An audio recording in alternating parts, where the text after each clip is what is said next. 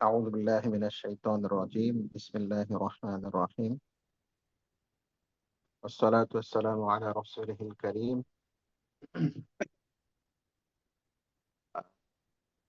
রমজানে উমরা ও ইতিকাফ সম্পর্কিত আজকের এই আয়োজনের সম্মানিত উপস্থিতি ও দিনী বোনেরা, আসসালামু আলাইকুম ওয়া রাহমাতুল্লাহি ওয়া বারাকাতুহু।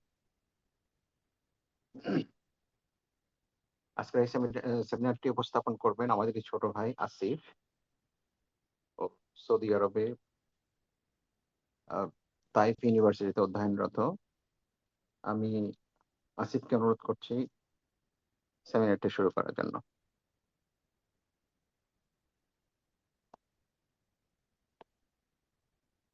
আসসালামু আলাইকুম রহমতুল্লাহ।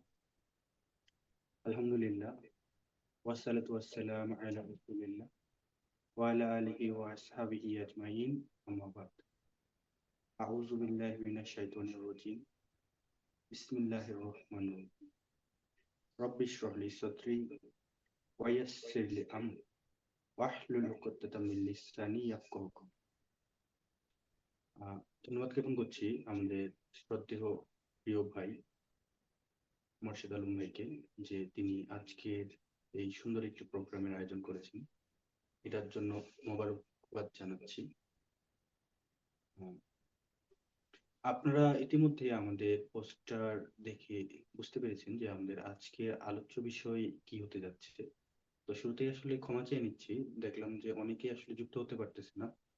হয়তোবা নতুন প্রোফাইল করার কারণে কিছু সমস্যা বা ত্রুটি হয়েছে, এটার জন্য ক্ষমা প্রার্থী, দয়া করে আমাদের ক্ষমা দৃষ্টিতে দেখবেন। এরপরেও আমরা ইনশাআল্লাহ আলোচনার পুরো অংশটাই রেকর্ডের মাধ্যমে পরবর্তীতে আপনাদের সামনে উপস্থাপন করব। ইনশাআল্লাহ পরবর্তীতে আপনারা দেখতে পারবেন সবকিছু। আমরা জানাই যে আমাদের আজকের আলোচনার মূল বিষয়বস্তু মূলত শেষ দশকে আমরা পবিত্র হারামাইনে কিভাবে ইতিকাফে থাকতে পারি এবং কিভাবে একটি সুন্নাহ পদ্ধতিতে উমরা পালন করতে পারি, এবং উমরা পালন করতে গেলে কি কি ডিফিকাল্টি তৈরি হয় এবং কি কি ধরনের প্রতারণার শিকার হয়, এই সংক্ষিপ্ত বিষয়গুলো নিয়ে ইনশাআল্লাহ আমরা আজকের আলোচনাটা করব। তো আলোচনাটি দুটো পার্টে পরিচালিত হবে। প্রথম অংশে থাকবে আমাদের সরাসরি উমরা পারফরমেন্স এবং আপনার শেষ দশকে বিশেষ করে কিয়ামুল লাইলের দিনগুলোতে কিভাবে হারামাইনে ইত্তেকাফ করবো সেই বিষয়ে কিছু আলোচনা, এবং দ্বিতীয় অংশে থাকবে প্রশ্নোত্তর পর্ব।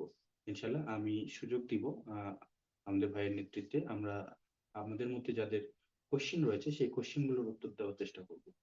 তো যেহেতু আমি আসলে এখানে ইসলামিক স্কলার হিসেবে নই, একজন সাধারণ শিক্ষার্থী হিসেবে উপস্থাপিত হয়েছি, এবং আমাদের উদ্দেশ্য হচ্ছে যে হারামাইনে কিভাবে ইত্তেকাফে বসা যায় এবং উমরার ক্ষেত্রে কি কি ধরনের সমস্যা ত্রুটি গুলো হয়ে থাকে সেগুলো নিয়ে আলোচনা করা। তো আমি ইনশাআল্লাহ সেই প্রসঙ্গেই কথা বলবো। ইসলামিক কোন কোশ্চিনের উত্তর হয়তোবা আমার পক্ষে দেওয়াটা কঠিন হবে। তো ইনশাআল্লাহ আমি শুরু করছি, আপনারা যদি অনুমতি।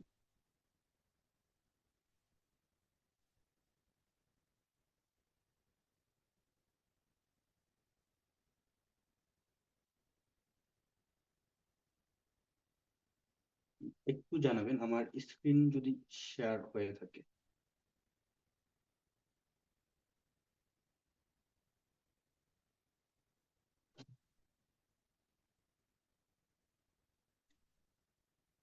ভাইয়া স্ক্রিন কি দেখা যাচ্ছে? একটু জানাবেন। স্ক্রিন এখনো দেখা যাচ্ছে না।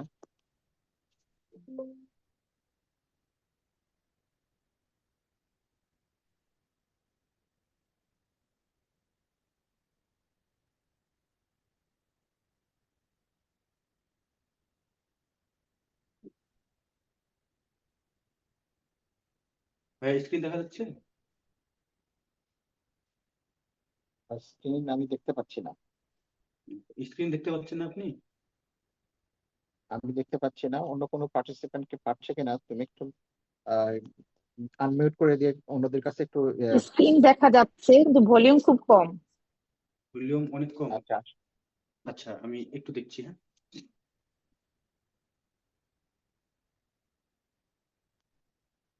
হ্যাঁ, স্ক্রিন আসছে।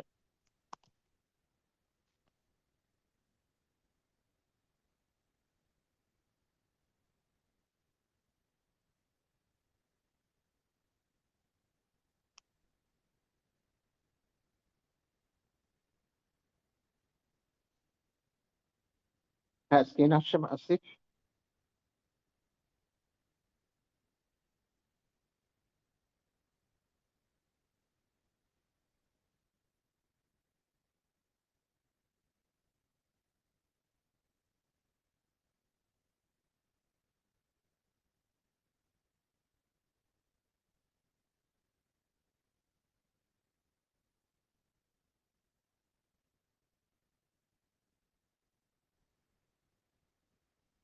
সাউন্ড বোঝা যায় না কেন তো। আসসালামু আলাইকুম, এবার কি শোনা যাচ্ছে? জি, শোনা যাচ্ছে, আগে থেকে বেটার। আচ্ছা আলহামদুলিল্লাহ। আচ্ছা আচ্ছা, ঠিক আছে, সমস্যা নেই। আহ, আমরা শুরু করছি আজকের আলোচনা। তো আমি শুরুতে বলেছিলাম যে আমরা আলোচনাটি ইনশাআল্লাহ দুটো পর্বে করব। প্রথম পর্বে আমাদের যেটি থাকবে সেটা হচ্ছে যে শেষ দশকে, বিশেষ করে কিয়ামুল লাইলগুলোতে আমরা কিভাবে একটি সফলভাবে ইত্তেকাফ করতে পারি পবিত্র হারামাইনের মধ্যে, সেটি নিয়ে, এবং উমরা করতে এসে যে ডিফিকাল্টি গুলো তৈরি হয় সে বিষয়গুলো নিয়ে ইনশাআল্লাহ আমরা আলোচনা করব। তো আমরা মুসলিম উম্মাহ প্রত্যেকেরই আমাদের চাওয়া থাকে যে মহান রবের ঘরটি একবার পরিদর্শনের জন্য। আর এখানে হয়তোবা অনেকেই রয়েছেন, অনেক শ্রদ্ধেয় ভাই বোনেরা যারা বিভিন্ন সময়ে এসেছেন, উমরা কিংবা হজ পালন করেছেন। তো সেক্ষেত্রে আমরা হজ এবং উমরা পালন করতে গিয়ে বেশ কিছু সমস্যার সম্মুখীন হয়ে থাকি। বিশেষ করে আমি যদি বলি যে আমি প্রায় বছর খানিক ধরে হারামের বাউন্ডারিতেই রয়েছি, কাটটা আলহামদুলিল্লাহ দিতে আল্লাহ। ফোনটা এখন আমার প্রয়োজন সময় এরা ফোনটা ছাড় দিতে ফোন ফাটতে যাওয়ার ফোন দে বারবার। একটু মিউট রাখার চেষ্টা ও করি। আচ্ছা, যে সাউন্ডের জন্য। হ্যাঁ তো আলহামদুলিল্লাহ প্রায় বছর খানিক ধরে আমি হারামের বাউন্ডারির মধ্যেই অবস্থান করতেছি।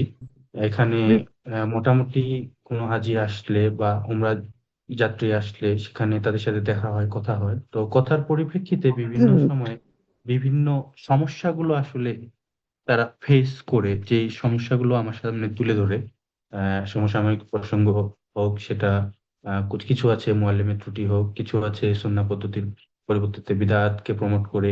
তো বিভিন্ন সমস্যাগুলো নিয়ে মূলত যখন দেখি যে একজন ব্যক্তি আসলে ইবাদতের জন্য এসেছে, উমরা কিংবা হজ এটা তো আসলে সকলের জন্য কঠিন। আল্লাহ তাআলা বলেই দিয়েছেন কেবলমাত্র তাদের জন্য ফরজ যাদের সামর্থ্য রয়েছে। তো সামর্থ্যবান ব্যক্তিরাও একবার উমরার উদ্দেশ্যে আসলেও কিন্তু তাদেরকে অনেক কষ্ট করার লাগে এটার জন্য, বা অনেক বেশি ইনভেস্ট করার লাগে। তো সেখান থেকে ইনভেস্ট করার পরে আপনার পবিত্র ও ঘরের পাশে ইবাদতের উদ্দেশ্যে আসার পরে যখন আমরা দেখি যে বিভিন্ন সমস্যার সম্মুখীন হচ্ছি, এবং আমাদের উমরার যে নিয়ম কানুন গুলো সেগুলো বিদআতি পদ্ধতিতে কিংবা ইসলামের বাইরে চলে যাচ্ছে, তখন আসলে একদিকে যেমন আমলটা নষ্ট হয়ে যাচ্ছে, অন্যদিকে আমাদের যে ইনভেস্ট সেটাও নষ্ট হয়ে যাচ্ছে। অর্থাৎ আমরা দুনিয়া ও পরকাল দুটোতেই ক্ষতিগ্রস্ত হচ্ছি।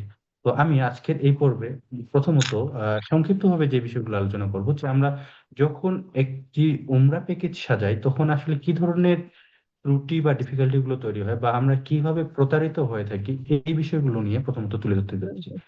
তো সর্বপ্রথম যেটা ঘটে যে যে কোনো দেশ থেকে উমরা করতে আসলে প্রথমত সৌদি গভর্নমেন্ট থেকে একটি পারমিশন নেওয়ার লাগে।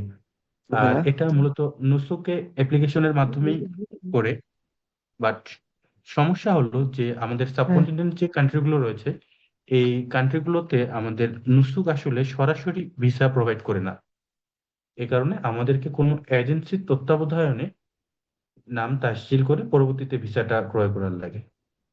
তো এটা একটু কষ্টকর আমাদের সাবকন্টিনেন্ট কান্ট্রির যে সকল আমরা ভাই বোনেরা রয়েছে তাদের জন্য। বাট অন্যান্য দেশগুলো যেমন ইউরোপিয়ান কান্ট্রি বলেন, ইউএসের যে দেশগুলো রয়েছে, বা এপাশে ইজিপ্ট বলেন, এই দেশগুলোতে প্রত্যেকে নিজে নিজেই চাইলে এনওসিকে অ্যাপ্লিকেশন করে চলে আসতে পারে। তো যেহেতু আমাদেরকে সৌদি গভর্নমেন্ট বাধ্য করেছে কোনো একটি এজেন্সির মাধ্যমে ভিসা নিতে, তাই আমরা আসলে বাধ্য, চাইলেও আমরা কেউ নিজের মতো করে এখানে আসতে পারতেছি না। এখানে দ্বিতীয় সমস্যাটা হচ্ছে যে এজেন্সি গুলো তারা বাণিজ্যিক মুনাফার উদ্দেশ্যে, এটা আসলে তাদের বদনাম তাও না, কারণ প্রত্যেকেই বাণিজ্যিক একটা স্বার্থ রাখে।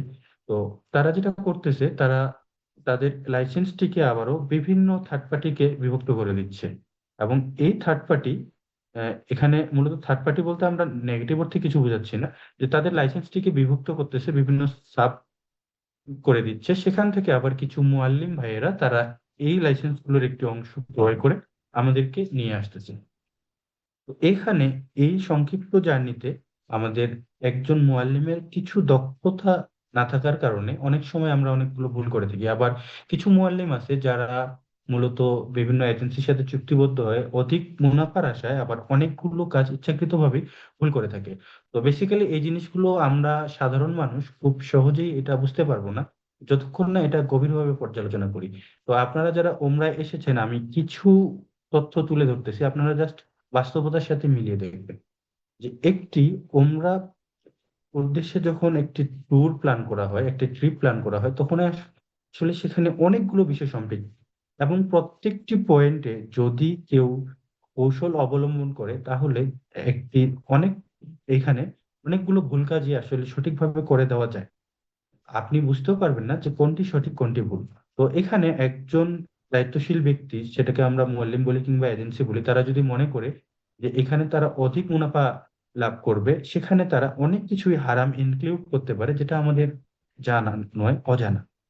ফর এক্সাম্পল, আমরা যে মুহূর্তে ভিসাটা হাতে পেলাম, ভিসা পাওয়ার পরে ট্রাভেল এজেন্সি থেকে যখন আমরা টিকিটটা ক্রয় করতেছি, এখানে টিকিটের মধ্যে অনেকগুলো ভাগ রয়েছে। প্রথম যেটা ভাগ, যে এখানে ডোমেস্টিক ফ্লাইট রয়েছে কিছু, ডিরেক্ট ফ্লাইট রয়েছে কিছু। তো আপনি চাইলে যে কোনো একটি ফ্লাইটই নিতে পারেন, বাট ডোমেস্টিক ফ্লাইট গুলোতে হয় কি, অনেক সময় খাবারটা বাদ দিয়ে দেওয়া যায়। তো অনেকেই আবার করে কি, যে ট্রাভেলসের সময় আপনার খাবারটা ইচ্ছাকৃতভাবে বাদ করে দেয়। কেন?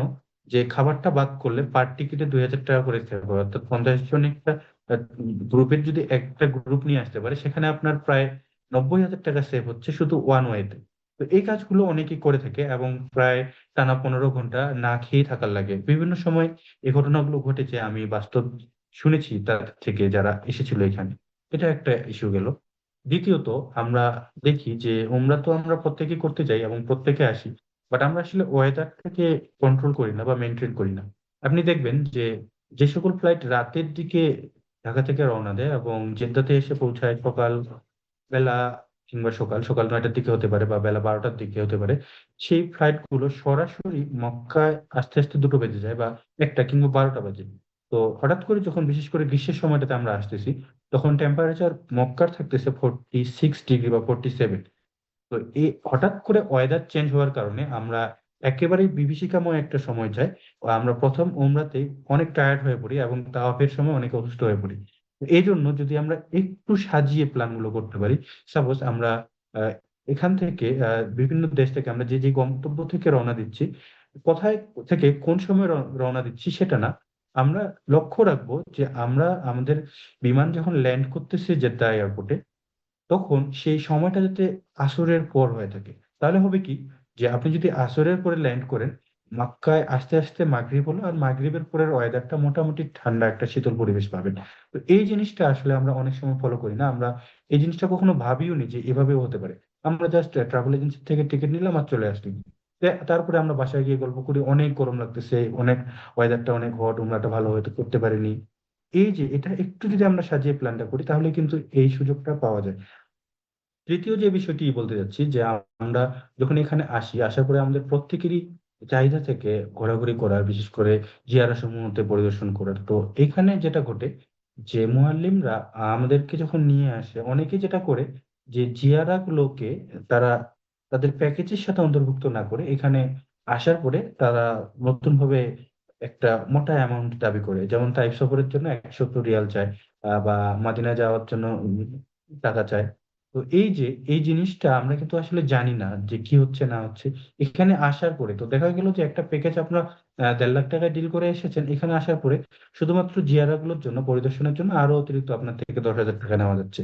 তো প্যাকেজটা কিন্তু অটোমেটিক্যালি বেড়ে গেল। শুধু বেড়ে যাওয়াটা না, অনেক সময় হয় কি, বিশেষ করে হারামের বাউন্ডারিতে এত বেশি দাতব্য সংগঠনগুলো রয়েছে যে আপনি যদি মনে করেন যে মক্কা থেকে মদিনায় যাবেন, মদিনা থেকে তাইফে আসবেন, সব জায়গাগুলোতে ট্রান্সপোর্টটা কিন্তু ফ্রি রয়েছে। তো অনেকেই দেখা যায় যে আমরা ফ্রি ট্রান্সপোর্ট গুলো ওতে যাতায়াত করি, বা মুআল্লিমরা অনেক সময় ফ্রি বাসগুলোতে তুলে দেয় আমরা যাত্রীদের।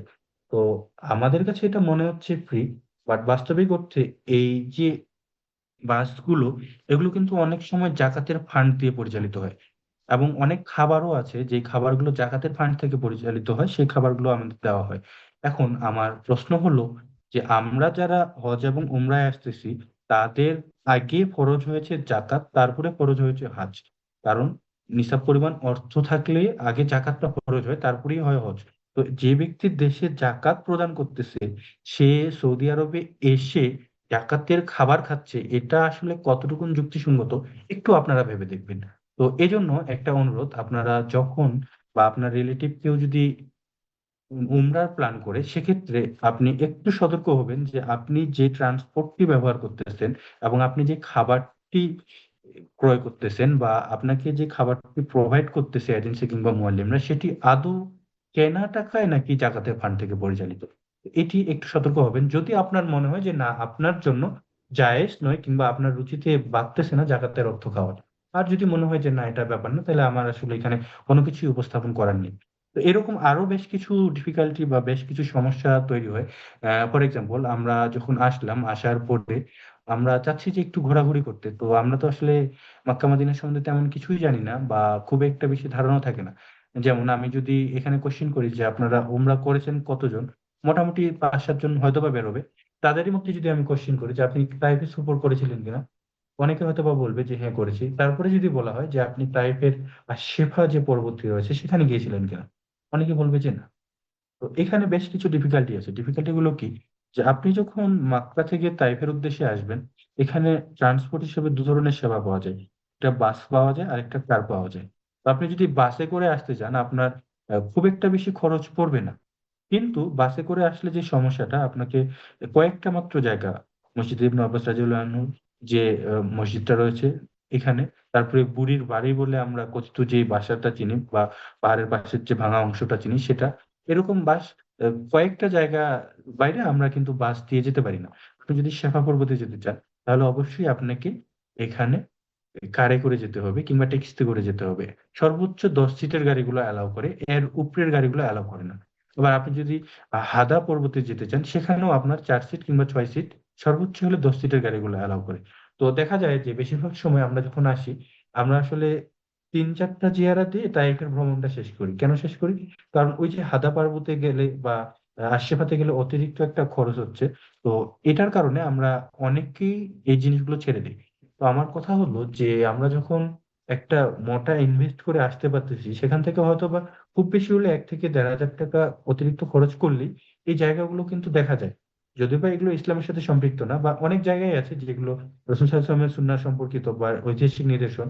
বিশেষ করে আমরা যদি মাদিনার দিকে দেখি, যে মদিনায় আমরা উহুদ পাহাড়টাকে খুব কাছে থেকে দেখতে পারি।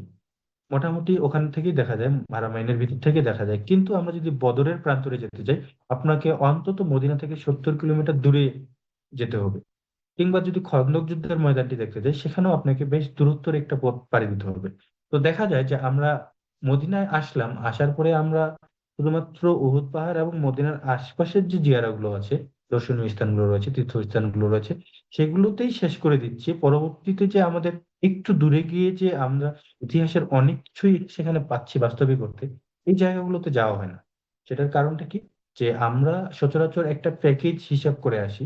আসার পরে যখন আমরা দেখি যে এখানে প্যাকেজের মধ্যে সেটা ইনক্লুড না, তখন অনেকে ফিনান্সিয়াল কারণে একটু ভয় পাই।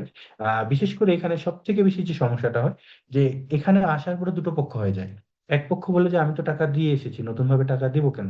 আরেক পক্ষ বলে যে আমি দেখতে চাচ্ছি কিন্তু টাকাও দিতে আগ্রহী। তখন মুয়াল্লিম পড়ে যায় বিপদে। সে ভাবে যে এখন আমি যদি পুরো গ্রুপটাকে নিতে পারতাম তাহলে তো সুবিধা হতো, এখন 4-5 জন যেতে যাচ্ছে, তারা আবার কিভাবে যাবে। এ কারণে দেখা যায় যে অনেকে এখানে আসার পরেও অনেক জায়গায় আসলে ছেড়ে দিয়ে চলে যায়। অনেক জায়গাতেই চাইলেও সম্ভব হয় না। তো এই ছিল বেশ কিছু ত্রুটি। এবার যদি আমরা ইবাদতের ক্ষেত্রে বলি, যে অবশ্যই আমাদের আসার ক্ষেত্রে এমন একজন দক্ষ মুয়াল্লিমের সাথে আসতে হবে, যিনি আসলে সহি কোনটি বিদআত কোনটি এটি ভালোভাবেই জানেন। আমি দেখেছি সব থেকে হাস্যকর একটি বিষয়, হাস্যকর হলো আসলে এটাই বাস্তব। লাস্ট আপনার কিছুদিন আগে আমি যখন ইয়ে করলাম, উমরায় যাই, মেবি 3 উইকস এগো, তখন একটি বিষয় দেখলাম, সেটা হচ্ছে যে এক লোক এক লোক বলল যে ভাই, তিনি মূলত ইয়ের দরজার সামনে, আরামানের দরজার সামনে দাঁড়িয়ে আছে। এখানে বলতেছে যে ভাই, এখানে কি করে, এটা ধরে কি উপরে উঠে, এখানে উঠতে পারলে কি পুরস্কার দেয়। চিন্তা করে দেখুন, যে কাবার ঠিক সামনে, অন্তত মেবি 5 হাত কি 7 হাত সামনে দাঁড়িয়ে লোকটা বলতেছে যে যদি আমি এই কাবার দরজাটাতে উপরে উঠতে পারে, তাহলে কি আমাকে পুরস্কার দিবে? আমাকে কি ভিতরে ঢুকতে দিবে? বাস্তবিক আল্লাহ মানে আমার চোখের সামনে আমাকে এই কোশ্চেনটা করলো। তো এখানে একটা জিনিস ভেবে দেখুন, যে আমি মানছি লোকটির হয়তো বা ইসলামিক জ্ঞান নাই, বা সে এমন কোনো ব্যক্তির মাধ্যমে এসেছে যে ব্যক্তিটি হয়তোবা তাকে সঠিক ইনস্ট্রাকশনটা দিতে পারেনি। মেবি সে আসলে ওয়ার্ক পারমিট ভিসায় এখানে এসেছে, সে প্রথম উমরা করতে এসেছে, তো যতটুকু বুঝলাম। কিন্তু বিপরীতে দেখুন যে তার মাথায় এমন কেন চিন্তা আসলো যে এখানে কাবার দরজা ধরে উপরে উঠতে পারলে আমরা পুরস্কার পাবো কিনা, বা এখানে কি দরজা ধরে উপরে উঠতে হবে কিনা। তার মানে তার চোখের সামনে যে দৃশ্যটি ছিল, সেখানে যে মানুষগুলো ছিল, তারা অতিরিক্ত বাড়াবাড়ি করেছে অবশ্যই। তারা চেষ্টা করতেছে কাবার সুতা ছিঁড়ে বের করার, তারা চেষ্টা করতেছে উপরের দিকে ওঠার, তারা চেষ্টা করতেছে গিলাফ ধরে ঝোলাঝুলি করার, তাই তার মাথায় এরকম একটা চিন্তা এসেছে। তো এই যে এতগুলো মানুষ এখানে গিয়ে এই যে আপনার গিলাফ ছেঁড়ার চেষ্টা করতেছে, বা সেখানকার একটু সুতা নিচ্ছে, বা সেখানে গিয়ে চুম্বন খাচ্ছে, জড়িয়ে ধরতেছে, মাকামে ইব্রাহিমে গিয়ে চুম্বন করতেছে, তারপরে আপনার হাতেমের উপরে লাফানোর চেষ্টা করতেছে, এই জিনিসগুলো আসলে কেন? অধিকাংশ মানুষই আসতেছে কোনো একজন মুআল্লিমের নেতৃত্বে। তো সেই ব্যক্তিটি যদি সহি সুন্নাহটাকে ফলো করত, এবং সেখানে আসার আগেই যদি তাদেরকে বলতো যে এটা বিদআত, এটা হারাম, এটা করা যাবে না, ওটা করা যাবে না, তাহলে অবশ্যই মানুষগুলো সুশৃঙ্খল ভাবে আবদ্ধ হয়ে কাজগুলো করতো, ইবাদতটি পালন করতো। আবার দ্বিতীয় জিনিস দেখবেন যে অনেকে আছে সুর করে, আপনার রাউন্ড হয়ে ঘুরে ঘুরে, বা একটা পীরকে ফলো করে তাকে কেন্দ্র করেও তাওয়াফ করে, এরকমও আছে যে নীল টুপি পরে একজন মাঝখানে আছে, তাকে ঘেরাও করে প্রত্যেকে তাওয়াফ করতেছে। বিশেষ করে কিছু দেশগুলো হয়, আমি সে দেশগুলো মেনশন করতেছি না, এই দেশগুলো থেকে গ্রুপ ভাবে আসে। তো এই যে একজন দায়িত্বশীল ব্যক্তি, সে যদি আসলে সহি আকীদার অনুসারী না হয়, সে যদি কোরআন সুন্নাহকে ফলো না করে বিদআতি পদ্ধতিতে আপনার এই উমরার ট্যুরটিকে সঙ্গী হয়, এবং আপনি যদি তার অন্তর্ভুক্ত হন, তাহলে আপনারও ইবাদতে বেশ কিছু ত্রুটি থাকবে বলে আমি মনে করি। তো এই ছিল বিষয়। আরেকটি বিষয়, সেটা হচ্ছে হোটেল নির্বাচন। আমরা যখন আসি, আমরা জানি না আসলে হোটেলটি কোথায় হচ্ছে, কিভাবে হচ্ছে। আসার পরে যে সমস্যাটা হচ্ছে, যে এখানে আসার পরে আমরা আহ, দেখলাম যে আমার হারামাইন থেকে প্রায় 2 কিলোমিটার দূরে একটি হোটেল দেওয়া আছে, বিশেষ করে মিসফালা রোডে, এবং হোটেলগুলো নোংরা, অপরিচ্ছন্ন। তো অপরিচ্ছন্ন, নোংরা এটা মুখ্য বিষয় না, সব থেকে বড় কথা হচ্ছে যে একজন শারীরবৃদ্ধ ব্যক্তি যখন 2 কিলোমিটার দূরে হোটেল নেবে, সে আস্তে আস্তে তার 2 কিলোমিটার শক্তি অপচয় হলো। তাওয়াফ করতে আরো প্রায় 3 কিলোমিটার যায়, আপনার সাই করতে মোটামুটি 450 মিটার, 7 বারে প্রায় আপনার সেখানেও 3.5 কিলোমিটার হয়। আবার হারাম থেকে বের হতে প্রায় 12 থেকে 14 কিলোমিটার হাঁটার লাগে। তো একজন বৃদ্ধ ব্যক্তি, সে দেখা গেছে যে আস্তে আস্তে অসুস্থ হয়ে পড়তেছে।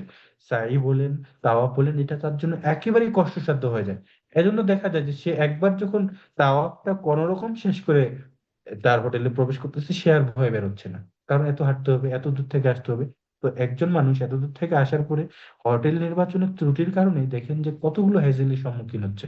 তো এই জিনিসগুলো আমরা যখন উমরা প্ল্যানটি করব, অবশ্যই আমাদেরকে এই বিষয়গুলো থেকে সতর্ক হতে হবে। প্রয়োজনে আমরা মুআল্লিমের থেকে আগে জেনে নিতে পারি হোটেল কোনটি হবে, হোটেলের লোকেশন কোনটি হবে। এখানেও আমি লাস্ট যে উমরাটা করলাম, মেবি 7 দিন আগে, সেদিনও এক ভাই বলল যে তাদের প্যাকেজ নিয়েছিল 1,40,000 মেবি, তাদেরকে বলা হলো যে 700 মিটারের মধ্যে হোটেল হবে, হোটেলের লোকেশনও দিচ্ছে। এখানে আসার পরে বললো যে হোটেল লাগছে প্রায় 7 কিলোমিটার দূরে আজিজিয়াতে। আমি বললাম যে এমনটা কেন হলো? হচ্ছে মুআল্লিম আসে বলতেছে যে হোটেল আল্লাহ নাকি তার সাথে প্রতারণা করছে। তো আল্লাহ মালুম এখানে কে প্রতারক। কিন্তু এই জিনিসটা কেন হলো? আমি যদি অথেন্টিক সোর্স থেকে পেমেন্ট করি, কখনোই হোটেল এক্সচেঞ্জ হওয়াটা স্বাভাবিক কিছুই না। এখানে কখনোই স্বাভাবিকভাবে হোটেল এক্সচেঞ্জ হবে না যদি আমার লেনদেনটা সঠিক থাকে। তো এই ধরনের অনেক সমস্যারই সম্মুখীন হয়ে থাকি আমরা। তো এই বিষয়গুলো আমরা পরবর্তীতে যখন উমরার একটি ট্যুর সাজাবো, তখন অবশ্যই ফলো করার চেষ্টা করব ইনশাআল্লাহ। আমার সংক্ষিপ্ত আলোচনা এখানেই শেষ করছি আমি। এর পরবর্তীতে আমরা প্রশ্নোত্তর পর্বে যাব, এবং কিছু জিনিস আমি প্র্যাকটিক্যালি দেখাবো, বিশেষ করে হারামাইনের যে ম্যাপটি রয়েছে, এই ম্যাপটি প্রসঙ্গে আপনাদের সংক্ষিপ্ত একটি জ্ঞান দেওয়ার চেষ্টা করব বা আলোচনা করব। এবার আসি দ্বিতীয় প্রসঙ্গ, সেটা হচ্ছে ইত্তেকাফ। তো ইত্তেকাফ প্রসঙ্গটা আসলে কি আমরা প্রত্যেকে জানি। আমি যেহেতু বলছি যে আমলের ক্ষেত্রে আমি কিছু বলবো না, এখানে আমি জাস্ট 3টি কথা বলতে চাই। যে আপনাদের মধ্যে হারামাইনে ইত্তেকাফ করার ইচ্ছা যদি আপনাদের কারোর থেকে থাকে, তাহলে অবশ্যই আপনারা আমাদের জানাবেন। এখন আমি বলি যে হারামাইনে ইত্তেকাফটা আসলে কি এবং কিভাবে করতে হয়। সর্বপ্রথম যে বিষয়টা, যে ইত্তেকাফে যে কেউ চাইলেই অংশগ্রহণ করতে পারে এমনটি নয়। এখানে বেশ কিছু রুলস রয়েছে, বেশ কিছু টার্মস রয়েছে। আমি যদি বলি যে ইত্তেকাফটি মূলত তিন ক্যাটাগরিতে সাজানো হয়। মেবি আপনার 15 রমাদানের পরে পরেই সৌদি গভর্নমেন্ট থেকে একটি লিংক দেওয়া হয়। সেই লিংকে যদি আপনি আপনার ইনফরমেশন গুলো এন্ট্রি করতে পারেন, তাহলে আপনাকে আহ, ইত্তেকাফের একটি অনুমতি দেওয়া হবে এবং সেখানে একটা কার্ড দেওয়া হবে, যে কার্ডটি আপনি দেখিয়ে আপনি ইত্তেকাফের উদ্দেশ্যে আসতে পারবেন। এবং সেখানে আপনাকে নির্দিষ্ট একটি সিট নাম্বার দেওয়া হবে। সিটের সাথে কিছু ব্ল্যাঙ্কেট থাকে, পার ডে আপনার কিছু ওয়ান টাইম টাওয়াল গুলো প্রোভাইড করে, একটু খাবার প্রোভাইড করে। মানে তারা সৌদি গভর্নমেন্ট থেকে যতটুকুন পারা যায়, পাওয়ার ব্যাংক প্রোভাইড করে, যতটুকুন পারা যায় তারা একটা সেবা দেওয়ার চেষ্টা করে। বাট এই সংখ্যাটা একেবারেই নগণ্য। মাত্র 5% ব্যক্তিকেও আসলে এই জিনিসটা তারা প্রোভাইড করে না, কারণ তাদের সেই পরিমাণ অ্যাবিলিটি নাই যে পরিমাণ লোকজন আসলে আবেদন করে। তো দেখা যায় যেটা, যে এখানে দুই ক্যাটাগরিতে তারা সিটগুলো প্রোভাইড করে থাকে। প্রথম যেটা, এখানে সবকিছুই থাকে, সিট নাম্বার দেওয়া থাকে, এখানে আপনার কি বলে সামান্য কিছু সুযোগ সুবিধা দেওয়া থাকে। আর দ্বিতীয় যেটা, সেখানে আসলে জাস্ট আপনাকে নির্দিষ্ট একটা করিডোর দিবে, যে আপনি এই করিডোরটাতে ইত্তেকাফ করতে পারবেন। হয়তো বা আপনাকে বলে দিল যে গ্রাউন্ড ফ্লোরে থাকতে পারবেন বা ফার্স্ট ফ্লোরে থাকতে পারবেন বা সেকেন্ড ফ্লোরে। জাস্ট আপনার গেট নাম্বার মেনশন করে একটা করিডোর দিবে যে আপনি এই করিডোরে আপনার মতো করে থাকেন।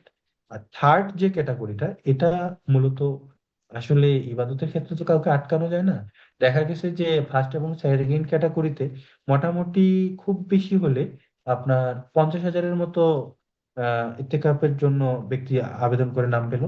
এরপরেও হারামের যে মসজিদটি রয়েছে ইত্তেকাফের জন্য বরাদ্দ, সেই জায়গায় প্রায় 7 লক্ষ মুসল্লির ক্যাপাবিলিটি রয়েছে। তো দেখা যায় যে 8 লক্ষ মানুষই ঢুকে গেছে। তো মাত্র 5% অনুমতি পাওয়ার পরে প্রায় 7.5 লক্ষ মানুষই, প্রায় 95% মানুষই কিন্তু কোনো নামের তোয়াক্কা করে। তারা কোনো নামের তোয়াক্কা না করে সরাসরি মনে করেন যে ইত্তেকাফে এসে অংশগ্রহণ করে। তো ইনশাল্লাহ আমরা এই বিষয়টা নিয়ে কথা বলবো, যে আমরা কিভাবে মূলত অথেন্টিক ভাবে নাম তাসজিল করে হারামাইনে এন্ট্রি হতে পারি ইত্তেকাফের উদ্দেশ্যে, তারই একটি পূর্ণাঙ্গ গাইডলাইন প্রোভাইড করব। তো বিশেষ করে এটার জন্য আমাদের স্পেশাল একটা গ্রুপ থাকবে, কারণ যেই লিঙ্কটি প্রদান করে আমরা আলহামদুলিল্লাহ মিনিটের মধ্যেই লিঙ্কটা পেয়ে যাই। আমরা যারা ইউনিভার্সিটিতে পড়াশোনা করি, আমাদের এটা টার্গেটই থাকে যে আমরা ইত্তেকাফের জন্য অংশগ্রহণ করব। তো যদি আপনি ঘন্টা খানিকের মধ্যে ওখানে আপনার ইনফরমেশন গুলো দিয়ে আপনি নাম তাসজিল করতে পারেন, তাহলে আপনি হয়তো বা নাম পাবেন। আর যদি ঘন্টাখানেকের মধ্যে না পারেন, তাহলে আপনাকেও ওই বাকিদের মতো করে নিজের মতো করে একটি জায়গা নিতে হবে। তো নিজের মতো করে যখন একটি জায়গা নেবেন, তখন আবার সেখানে বেশ কিছু টার্মস কন্ডিশন রয়েছে। আবার নিজের মতো করে না নিলেও যখন আপনি নাম তহসিল করেও যাবেন, তখনও সেখানে অনেক কিছু ডিফিকাল্টি আছে। যেমন ভাই বলছিল আমাকে যে ভাইয়েরা 2022 সালে ইত্তেকাফের উদ্দেশ্যে এসেছিল। তো 2022 সালে যখন তারা ইত্তেকাফের উদ্দেশ্যে আসলো, তখন তাদের প্রথম যে সমস্যাটা হলো যে ভাইয়েরা আসলে যেখানে যাচ্ছিল ভাইদেরকে নাকি তাড়িয়ে দিচ্ছিল। তো আমি তখন জিজ্ঞেস করলাম যে ভাই আপনারা কোথায় ছিলেন? বললো যে ভাই আমি 79 গেট দিয়ে ঢুকে সেখানে ছিলাম। তো আসলে 79 নাম্বার গেট দিয়ে মূলত উমরা যাত্রীরা ঢুকবে। আর top floor, first floor, second floor এগুলোতে মূলত সলাতের জন্যই বরাদ্দ। এখানে ইত্তেকাফের কোন রকম ইয়েকে শরণার্থী, সরি, আমরা যারা গেস্ট আসতেছে এখানে উমরা যাত্রী, তাদের কাউকেই আসলে ইত্তেকাফের জন্য 79 নাম্বার গেট দিয়ে প্রবেশ করতে দিবে না। এখানে ইত্তেকাফের যাত্রীদের জন্য মূলত উমরা যাত্রীদের জন্য দুটো গেট রয়েছে, একটা 163 নাম্বার গেট, একটা 114 নাম্বার গেট। পাশাপাশি 100 নাম্বার গেট দিয়ে ঢোকা যায়। অর্থাৎ সম্পূর্ণ করিডোরটা আলাদা। আমরা একটু পরে ম্যাপের দিকে যাব এবং সেইখানে গিয়ে সরাসরি আলোচনা করবো এই বিষয়গুলো। এই যে ডিফিকাল্টি গুলো, এগুলো আসলে আমাদের জ্ঞানের অভাব পড়লাটা ঠিক হবে না, কারণ আসলে এই জিনিসগুলোর জন্য তো আসলে এক্সপিরিয়েন্স দরকার, বা আমার এখানে তো আসা দরকার। তো আমরা আসলে খুব কম পরিমাণ মানুষই সুযোগ পাই এখানে লম্বা একটা সময় থাকার জন্য। তো আলহামদুলিল্লাহ আল্লাহ তাআলা আমার জন্য সহজ করেছেন এটা। তো সেই পারপাসে আমি এই কথাগুলো বলতেছি। তো ইনশাআল্লাহ আমি এই বিষয়গুলো নিয়ে পরবর্তীতে বিস্তারিত আলোচনা করব। আমরা এখন আমার প্রথম অংশ শেষ করতেছি, আমরা সরাসরি কোশ্চেন এন্ড অ্যান্সারে যেতে যাচ্ছি। সেখান থেকে আমি কিছু কোশ্চেনের আলোকে পরবর্তী স্টেপের আলোচনাগুলো করবো। আহ ভাইকে অনুরোধ জানাচ্ছি পরবর্তী পর্বে যাওয়ার জন্য।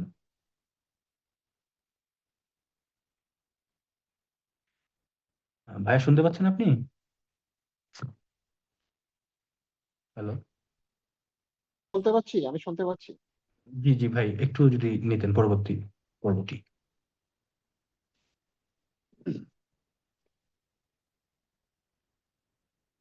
আসিফ, আমি তোমার কথাটা বুঝতে পারিনি, আবার একটু বলো। আমরা প্রশ্নোত্তর পর্বে যেতে যাচ্ছি, সেক্ষেত্রে আপনি যদি একটু আমাদের হেল্প করতেন। আমরা মূলত এখানে এটা করতে পারি, যারা প্রশ্ন করতে আগ্রহী তারা একটু হ্যান্ড রাইজ করবো, পরবর্তীতে আমি নাম ডেকে ডেকে প্রশ্ন করার সুযোগ দেবো। যারা প্রশ্ন করব তাদের উদ্দেশ্যে বলি যে আমরা মাইক্রোফোনটি অন করব, কিন্তু ভিডিওটি অফ রাখবো। আর বাকিদের উদ্দেশ্যে বলবো আমরা প্রত্যেকে মাইক্রোফোনটি আনমিউট রাখবো, এই মিউট রাখবো। জি জি জি, ঠিক আছে। এই ইনস্ট্রাকশনটাই সবার জন্য প্রযোজ্য। আপনারা যারা প্রশ্ন করতে চান তারা হ্যান্ড রেইজ করবেন, আমরা আপনাদেরকে তখন আনমিউট করে দেব, অথবা যিনি প্রশ্ন করবেন তিনি নিজে আনমিউট করে প্রশ্ন করবেন। এই মুহূর্তে হ্যান্ড রাইজ করে আছে রুবিনা আক্তার, শ্রদ্ধেয় বোন আমাদের। আমি অনুরোধ জানাচ্ছি তাকে কোশ্চেন করার জন্য। জি, আসসালামু আলাইকুম রহমতুল্লাহি ওয়া বারাকাতুহু। ওয়ালাইকুম আসসালাম। উস্তাদ, বোন, আমি প্রথমে আসলে শুকরিয়া খুব সাধারণ জানাচ্ছি মানুষ, এরকম একটা উস্তাদ। প্রোগ্রাম। আমি উস্তাদ না, আমি খুবই সাধারণ, আপনি আমার নাম ধরে ডাকতে পারেন আসলে। আচ্ছা, ভাই বলে সম্বোধন করি, অসুবিধা নাই ভাই। আমরা গত বছর আমি আর আমার হাজবেন্ড, আমার মেয়েরা সহ গেছিলাম উমরাতে, রমজানে আর কি, ইতিকাফের উদ্দেশ্যে গেছিলাম। ওই আমরা তো কোনো রেজিস্ট্রেশন করি নাই, কিন্তু যাওয়ার পরে যেটা যে আপনি শেষের দিকে যেটা বললেন 114 নাম্বার গেটে, 114 নাম্বার গেটে আমরা ছিলাম, ওখানে মানে ইতিকাফ ছিলাম আর কি। কিন্তু ভাই ওইখানে অনেক কষ্ট হয়ে গেছে আর কি। এই যে সকালবেলা তুলে দেওয়া, সব একবার বের হয়ে ঢুকতে না পারা। কিন্তু যারা রেজিস্ট্রেশন করে ইতিকাফ নেয় তাদের নাকি এই সমস্যাটা হয় না। কিভাবে রেজিস্ট্রেশন করতে হয় সেটাই আমরা বুঝতে পারতেছি না আর কি। এখন আগামী রমজান ইনশাল্লাহ যাব, এখন কি করতে পারবো সেটা হচ্ছে পরামর্শ দিবেন আর কি। ইনশাল্লাহ আমরা সর্বোচ্চ চেষ্টা করব। এখানে ইত্তেকাবের বিষয়টা হচ্ছে যে রেজিস্ট্রেশন লিংক যখন আসবে আমরা প্রত্যেককে একটা গ্রুপে এনরোল করব। আপনার আগে থেকে ভিসাটা রেডি রাখতে হবে, ভিসাটা রেডি জি, রাখতে হবে। আপনি জানুয়ারিতে আমরা আসলেন এমনি কিন্তু টাকা দিয়ে জমা দিয়ে রাখছি ভাইয়া। মানে টিকিট হয়েছে বিষয়টা মনে হয় জানুয়ারির দিকে হবে, এরকম বললো আমাদেরকে। আপনি ইত্তেকাবের উদ্দেশ্যে আসবেন, তাই তো? জি জি ভাই। হ্যাঁ, ইত্তেকাবের উদ্দেশ্যে আসলে জানুয়ারি থেকে ভিসাটা কেন? এটা ওনাদেরকে বলছি, কাফেলাকে বলছি, যাদের মাধ্যমে যাচ্ছে, আজকেও কথা বলছি ওনাদের সাথে। হ্যাঁ, না, এখানে এখন বিষয়টা উনি হচ্ছে নুসুকের লাস্ট আপডেট নিয়ম অনুযায়ী এখানে আপনার জি 1 মাস আগে ভিসা নিতে হবে। ভিসা নেওয়ার 30 দিনের মধ্যে কেএসএস এন্ট্রি করতে হবে। সেক্ষেত্রে আপনি যদি ইত্তেকাফের উদ্দেশ্যে আসেন, মার্চের 8 তারিখে মেবি বিজয় রাত্রি শুরু হওয়ার সম্ভাবনা রয়েছে, 8 কিংবা 9। আপনাকে ফেব্রুয়ারির 10 জি। তারিখের পরে ভিসাটা নিতে হবে। তার আগে নিলে কিন্তু আপনাকে আগেই এনরোল করতে হবে, আপনি ইত্তেকাফ শেষ করতে পারবেন না। এই জন্য এটি একটু মাথায় রাখবেন যে ফেব্রুয়ারির 10 তারিখের পরে যাতে আপনার ভিসা আসে, তার আগে আসলে কিন্তু আপনি ইত্তেকাফের উদ্দেশ্যে আসতে পারবেন না। আচ্ছা, মানে ফেব্রুয়ারি 10 তারিখের পরে আগে আসলে পারবো না? জি জি। আর সেক্ষেত্রে আচ্ছা আপনি আমাদের বোনের সাথে কথা বলতে পারেন, ইনশাল্লাহ উনি সাপোর্ট দিবে সর্বোচ্চ। জি। জান্নাত আচ্ছা আপুর ভাইয়া, সাথে মানে কথা কথা বলতে। জি এখন ভাইয়া কথা হচ্ছে, আমরা যে 114 নাম্বার গেটে ইতেকাপ ছিলাম, মানে অনেকে অনেক ধরনের মন্তব্য করতেছে, মানে এরকম জোর করে থাকা, এ এটা মানে কবুল হয় কিনা, অনেকের অনেক, আমাদের তো অত জ্ঞান নাই। এখন আচ্ছা, মানে ইনশাল্লাহ অনেকে আমরা অনেক ধরনের কথা বলতেছে। এই বিষয়ে আমরা ইনশাল্লাহ মানে পরবর্তীতে কথা বলবো। হ্যাঁ। আচ্ছা, আমরা পরের কোশ্চেনটা নিই, তারপরে আমরা আপনার সাথে পরের প্রশ্ন আবারও যাই, কথা আমরা বলবো। পরের প্রশ্ন যাই। জি জি। হোসনেয়ারা রিতা বোন, আপনি একটু জানাবেন। হ্যালো হোসনেয়ারা রিতা বোন, আপনি কি শুনতে পাচ্ছেন? একটু আনমিউট করেন দয়া করে। আচ্ছা, ও আসিফ, উনি উনি অডিওতে প্রশ্ন করতে চাচ্ছেন না, উনি লিখিত প্রশ্ন দিয়েছেন মোস্ট প্রবাবলি। আচ্ছা আচ্ছা, আমি দেখতেছি তাহলে, আমি একটু দেখে নিচ্ছি। আচ্ছা। উম,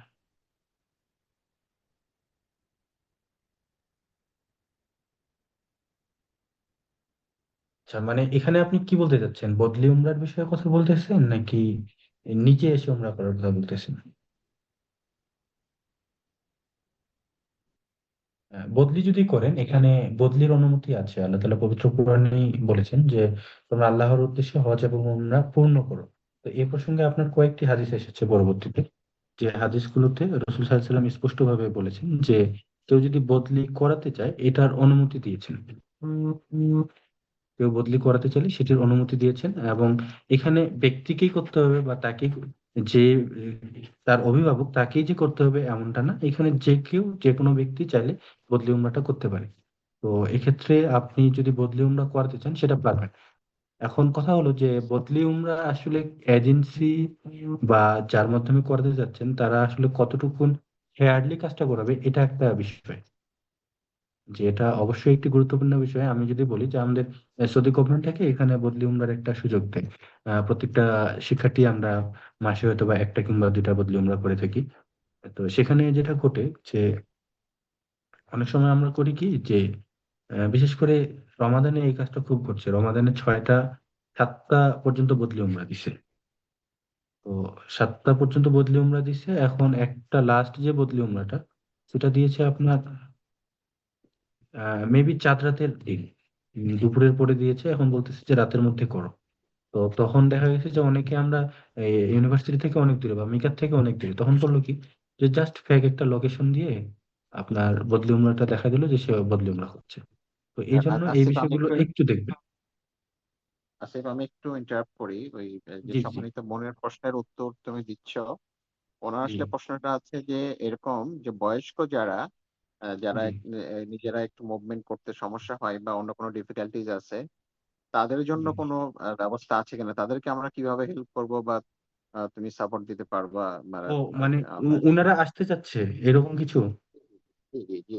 হ্যাঁ ওরা হ্যাঁ, বয়স্ক। সেক্ষেত্রে হ্যাঁ হ্যাঁ, এই জন্য আমি প্রথমে কোশ্চেনটা করলাম যে আসলে কি বোঝাতে চাচ্ছেন, যে বদলি নিজে করবে নাকি কারো ব্যক্তির মাধ্যমে। হ্যাঁ, নিজেরা যদি আসতে চায়, যারা কিছুটা দুর্বল, তাদের জন্য তো এখানে স্তরভেদে আপনার সাপোর্ট রয়েছে। যেমন প্রথমত যারা একেবারেই চলাফেরা করতে পারে না, হাঁটতেও পারে না, তাদের জন্য মূলত এখানে ছোট ছোট কার্টগুলো রয়েছে, যেখানে অটোমেটিক্যালি ইলেকট্রনিক যে গাড়িগুলো রয়েছে সেখানে বসে অটোমেটিক্যালি তাওয়াফও করতে পারবে, আবার ইয়েও করতে পারবে, আপনার সাইও করতে পারবে। এটা মূলত গ্রাউন্ড ফ্লোর যেটা আছে, তলা, চতুর্থ তলার একেবারে আপার লেভেলের জায়গাটা থেকে সেখানে পেমেন্ট করতে হয়।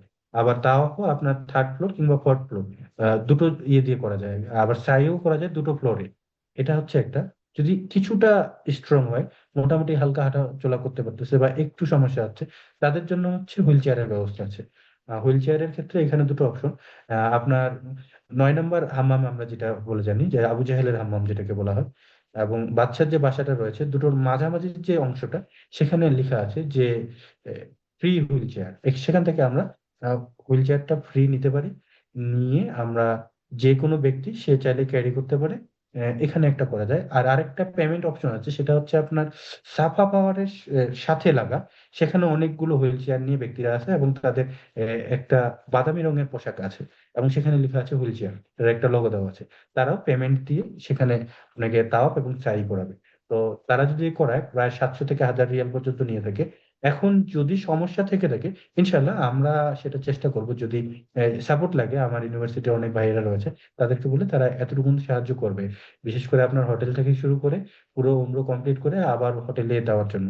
আর রমাদান এবার হজে যেটা হচ্ছিল আমাদের মদিনায়, আমারই এক রিলেটিভ, আমার ভাইয়ের এই দাদার মানে ভাই এর ছেলে, উনি অনেক অসুস্থ ছিল, তো উনাকে এরকম মদিনা ইউনিভার্সিটির এক ভাইকে দিয়ে পুরো মদিনার অংশের কাজগুলো শেষ করে দিয়েছে এবং মক্কাতেও একজনকে দিয়েছিলাম।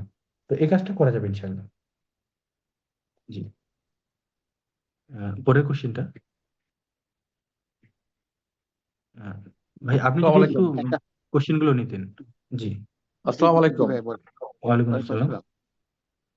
আমি ভাই আমার এই কিছুক্ষণ পরে আমার ওয়াইফ শুনতেছিল আপনাদের কথা, একটু মাঝখানে আসছে, তো আমি একটু পরামর্শ চাচ্ছি যে মানে এতেকাপটা আসলে আমরা কত কি সহজভাবে আসলে রেজিস্ট্রেট করতে পারি এটা আর কি। ইত্তেকাফের বিষয়টা আমি আবারও বলছি যে এটা সম্পূর্ণ ভাগ্যের উপর ডিপেন্ডেন্ট। আপনি যদি আচ্ছা। ইত্তেকাফে থাকতে চান তাহলে আপনাকে অবশ্যই যেটা করতে হবে, আপনাকে তাহসিল করতে হবে নাম নির্দিষ্ট সময়ে। এরপর যদি আপনি নাম পেলেন তাহলে মনে করেন যে চলে আসলেন। আর যদি নাম না পান, বাকিরা যেভাবে থাকে সেভাবেই থাকতে হবে। এখন এইটা হালাল হারামের বিষয়টা, এটা আমরা একটু পরে আলোচনা করতেছি। এখানে কিছু রুলস রয়েছে, যেমন আপনি ইত্তেকাফের উদ্দেশ্যে যখনই মসজিদুল হারামে যাবেন, আমি একটু যদি স্ক্রিনটা শেয়ার দিই আপনাদের। আমার স্ক্রিন কি দেখা যাচ্ছে? না, দেখা যাচ্ছে না। একটু সময় দিন, আমি আচ্ছা, স্ক্রিনটা মুখে জাস্ট বললে শেয়ার। অসুবিধা নেই। না না, আমি প্র্যাকটিক্যালি দেখালে এটা বুঝতে পারবেন আপনারা যে বিষয়টা আসলে কি।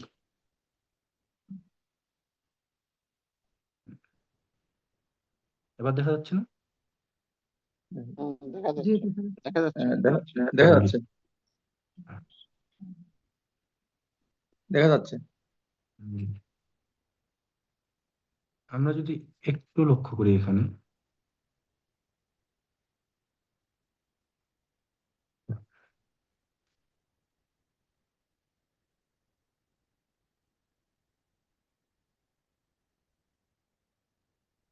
ওকে, শুনতে পাচ্ছি। এই হচ্ছে আমাদের হারাম ভিউ। আমি যদি একটু জুম করি, যে আমরা এখানে দিক মেনশন করলে আসলে কঠিন হবে, আমাদের প্রত্যেকটাই একই রকম মনে হবে। মূলত মানচিত্রের উপরের দিকটা উত্তর থেকে আমরা সেদিকে না যাই, আমরা এখানে ফোকাস রাখি যে আমরা যেহেতু প্রত্যেকেই ক্লক টাওয়ারকে চিনে থাকি, আমরা একটু ফোকাস রাখি ক্লক টাওয়ারের দিকে। তো আপনি যদি দেখেন মানচিত্রের একেবারে নিচের দিকে এখানে দেওয়া হচ্ছে ক্লক টাওয়ারটা, এই যে। তো ক্লক টাওয়ারের ঠিক সামনের দিক দিয়ে যে গেটটা ঢুকতেছে, এই যে কিং আব্দুল আজিজ গেট, এই গেটটাকে বলা হয় 1 নম্বর গেট। তো জি জি জি। হারামাইনে মোট গেট আছে 5টা, যে গেটগুলো দিয়ে আপনাকে মূলত ওমরার উদ্দেশ্যে ঢুকতে দিবে।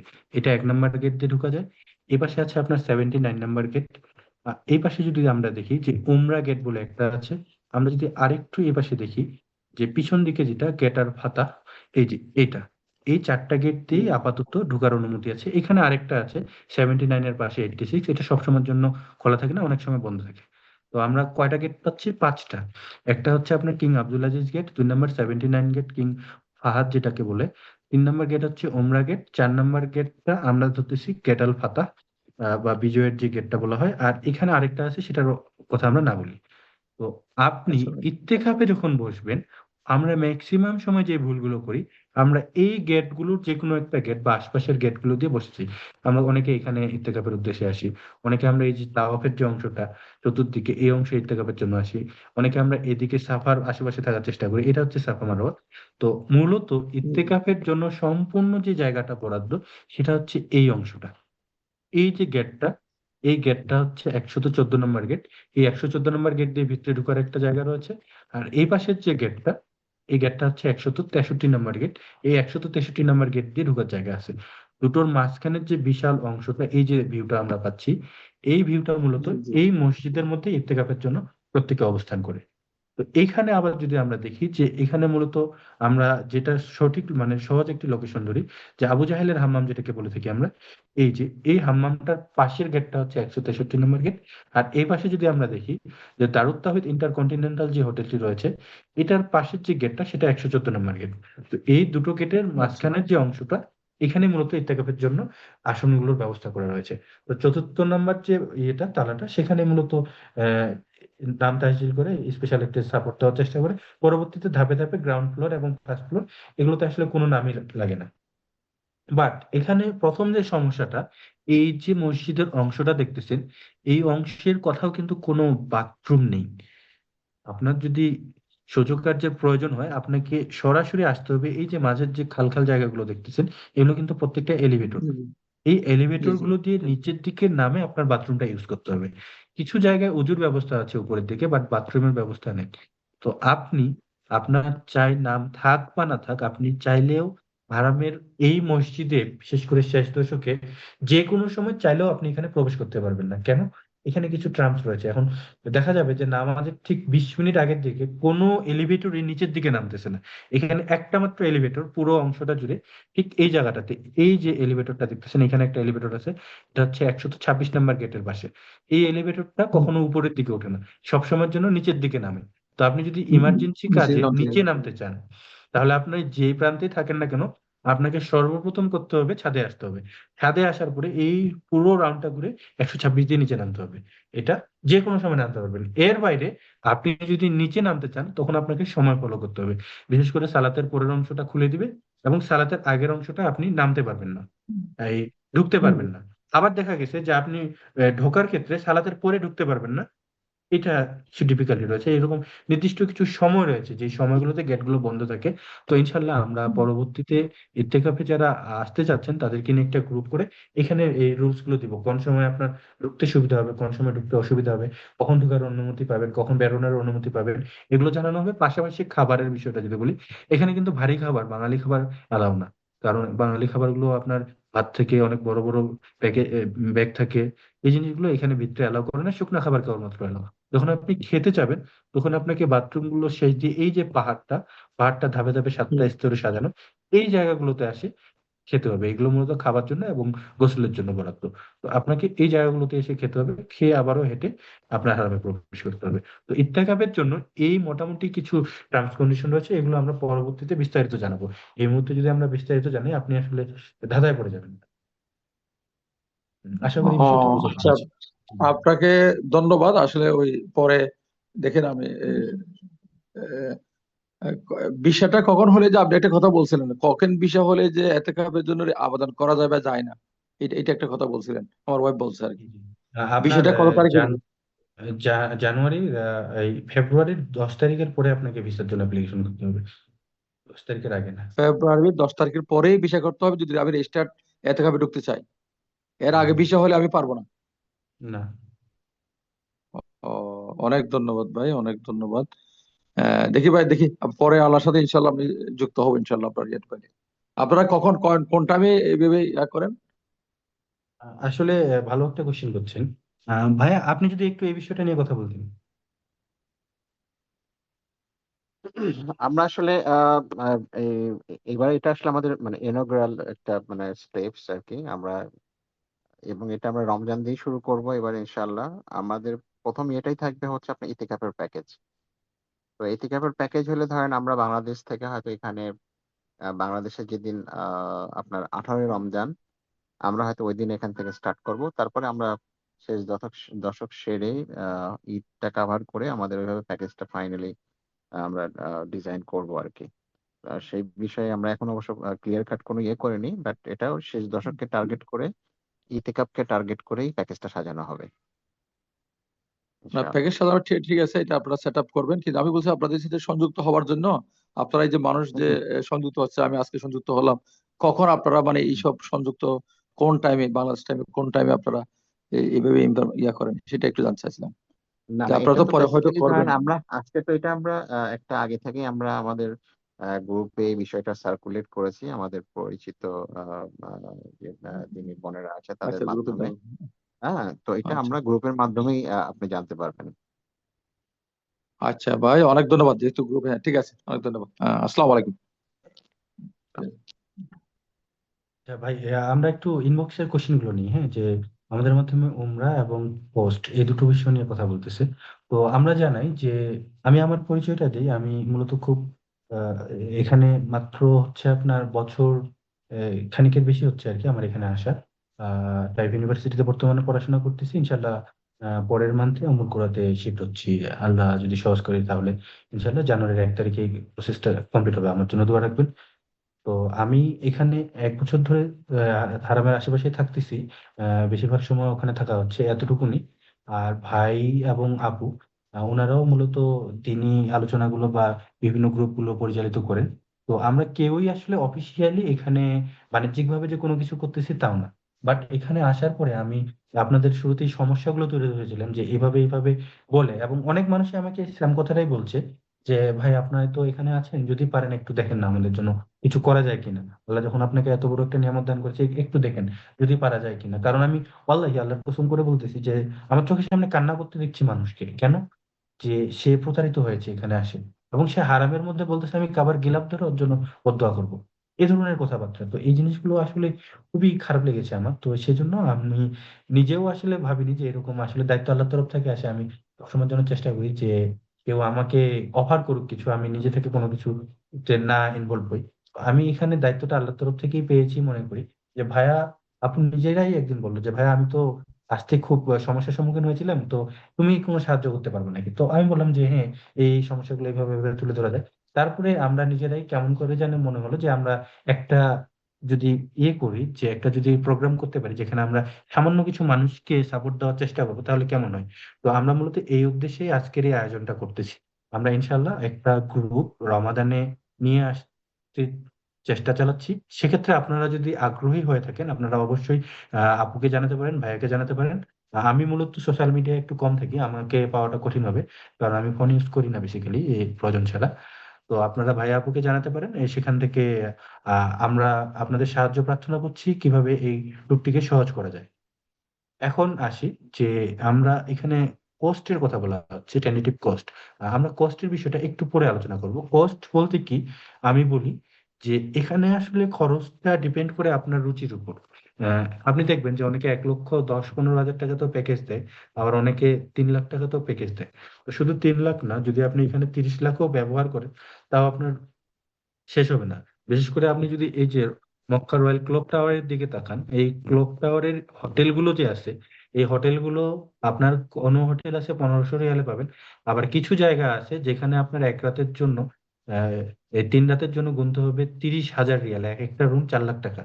আমি যদি একটু ধারণা দিই এখানে, যে রেসিডেন্সিয়াল স্যুট যেটাকে বলা হচ্ছে গোল্ড স্যুট, এই যে এই গোল্ডেন কালারের যে অংশটা, এই অংশটাতেই আপনার এক একটা রুমের পার নাইট পড়ে আপনার প্রায় 12,000 রিয়াল করে। আবার একটু নিচে এখানে এটাকে বলা হয় কাবা ভিউ, একটু সাইডের গুলোকে বলা হয় হারাম ভিউ, আবার এই সাইডটাকে বলা হয় হারাম ভিউ, অপোজিট সাইডটাকে বলা হয় মাক্কা ভিউ বা সিটি ভিউ। তো এরকম বেশ কিছু নাম আছে, এটা জাস্ট একটা হোটেলের বিষয়গুলো। তো এরকম অনেক ভাগ আছে, এই ভাগের উপর ডিপেন্ড করে আপনার দামটা ওঠানামা করে। আপনি যদি মনে করেন যে হিলটনে থাকবেন, সেক্ষেত্রে একটা কস্ট আসবে। আবার আপনি যদি একটু দূরে থাকতে চান, সেক্ষেত্রে একটা কস্ট আসবে। বা আপনি যদি ডিরেক্ট রুটে আসতে চান, সেক্ষেত্রে একটা কস্ট আসবে। তো এটা ডিপেন্ড করে আপনার রুচির ওপর।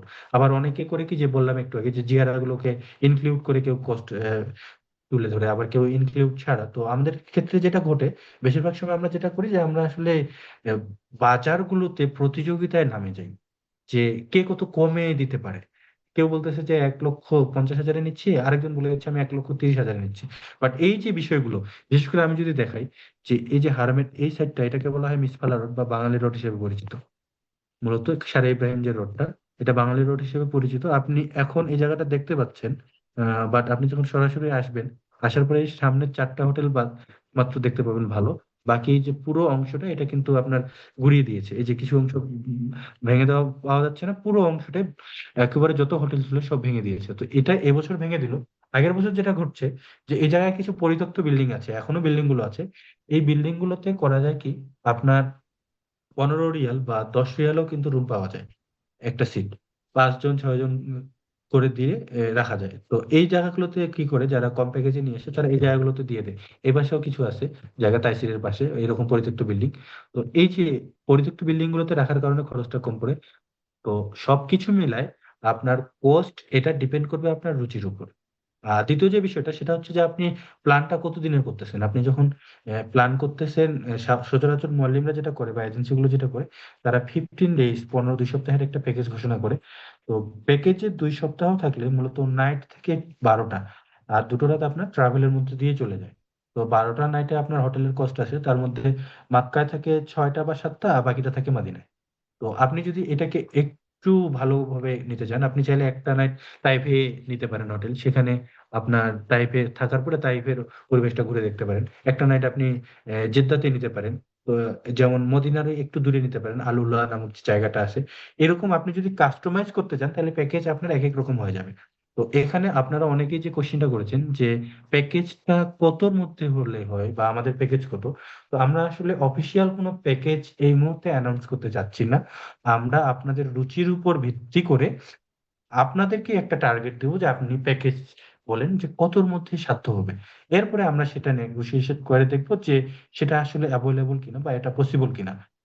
তো আমি বলি, যারা শেষ দশকে আপনার ইত্তেকাফে আসতে চান বা ওমরায় আসতে চান, তাদের ক্ষেত্রে হোটেলের ক্ষেত্রে কিছু সতর্কতা বলি।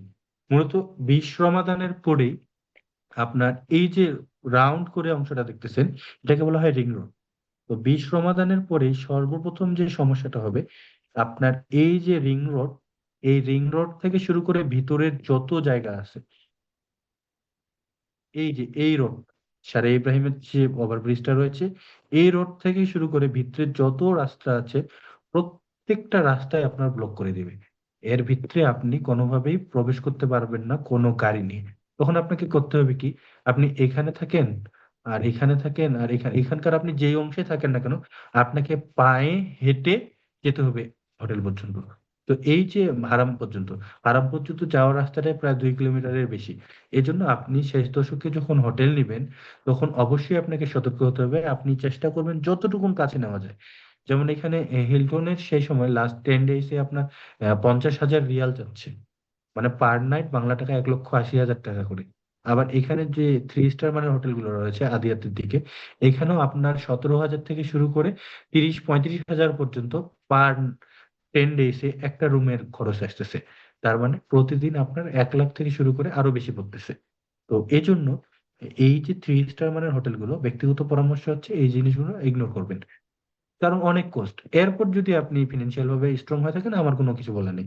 দ্বিতীয় অংশের যে এইটা, আপনি যদি মিসফালার দিকে আসেন, এবার যদি আবার সব হোটেলেই বন্ধ, ম্যাক্সিমামই সিলগালা করে দিয়েছে অথবা ভেঙে দিয়েছে।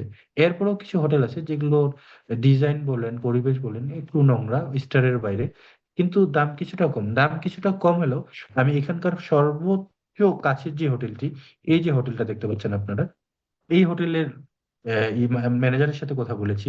তিনি জানালো যে লাস্ট 10 ডেজে 12,000 পড়বে, এক একটা রুম 1200 রিয়াল করে পড়বে। এটা মোটামুটি আছে। আবার ঠিক পাশের যে হোটেলটা এখানকার, এই হোটেলটাই আবার জানিয়েছে যে তারা বলছে 23,000 পড়বে। তো এই হচ্ছে মিসফালার দিকের অংশের হোটেলগুলো। তো এই হোটেলগুলো আসলে ব্যক্তিগত পরামর্শ হচ্ছে আপনি যখনই আসেন না কেন ইগনোর করবেন। আপনি যদি রমাদানের বাইরে আসতে চান, সেক্ষেত্রে আপনি ভালো মানের হোটেল চাইলে আপনি আদিয়াতটাকে ফলো করবেন। এই জায়গাটা এই জায়গাটা চেনার সহজ উপায় বলি আপনাকে। আপনি আসার পরে ক্লক টাওয়ারের পিছন দিকে যে রাস্তাটা গেছে, ক্লক টাওয়ারের পিছন দিকে যে রাস্তাটা গেছে 3 নম্বর হাম্মামের সাইড দিয়ে, সেই সাইডের যে হোটেলগুলো রয়েছে, এগুলো মোটামুটি সবগুলোই উন্নত মানের। আর সবথেকে বেটার লোকেশন যেটা, সেটা আমি আপনাকে বলি, যে সমস্ত রোডগুলো বন্ধ থাকলেও একটা রোড আছে যে রোডটা আসলে বন্ধ থাকে না। কোন রোড?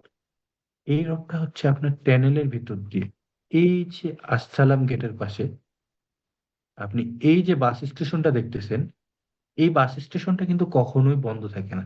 আর এই বাস স্টেশনটা, এখানে আপনার সাধারণ কোনো গাড়ি ঢোকার অনুমতি নেই। কেবলমাত্র হোটেল কর্তৃক নির্ধারিত সামান্য কিছু বাস আছে, যে বাসগুলো এলাও করে। এই যে ফ্রি হুইল চেয়ারের কথাটা যে বললাম, এই যে আবু জাহেলের হাম্মাম, আর এই যে আপনার বাচ্চার বাসা মাঝখানের অংশটা। তো এই যে আপনার রডটা রয়েছে, এই রডটা দিয়ে হারাম স্টেশন, 4 নম্বর যে হারাম স্টেশনটা বলতেছে, যদি আপনি এই রোড দিয়ে যাতায়াত করেন, আপনাকে বাস এখানে নামিয়ে দিল, এখান থেকে আপনি এই অংশটুকুন হাঁটেই এখানে আপনি পাচ্ছেন আবু জাহেলের হাম্মামটা, এখানে আপনি হারামটাকে পাচ্ছেন। তো এটা হচ্ছে সব থেকে বেটার একটা লোকেশন। যদি আপনি হোটেল নিতে চান, তাহলে আপনি সর্বোচ্চ চেষ্টা করবেন এই অংশটা দিয়ে, অর্থাৎ এটা কোন অংশ, জামারায় যাওয়ার যে রাস্তাটা, হাজিরা আপনারা যারা হজ করেছেন, যে জামারায় পাথর নিক্ষেপের পরে কাবাতে যে আসেন, পায়ে হেঁটে যে রাস্তাটা রয়েছে, সেই রাস্তাটাই কিন্তু হজের মৌসুমের বাইরে বাস চলাচলের জন্য উন্মুক্ত থাকে।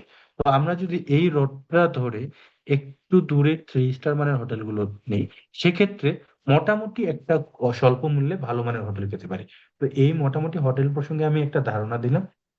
আপনারা এটা ইনশিওর করবেন যে আপনারা কোন অংশে থাকতে চান এবং কোনটা আপনার জন্য সুবিধা হবে, যে আপনারা চাচ্ছেন নাকি আমাদের। আর দ্বিতীয় যেটা, সেটা হচ্ছে যে আপনারা একটা টার্গেট দিতে পারেন আমাদের, যে আমার বাজেট এরকম, এই বাজেটের মধ্যে আমরা থাকতে যাচ্ছি।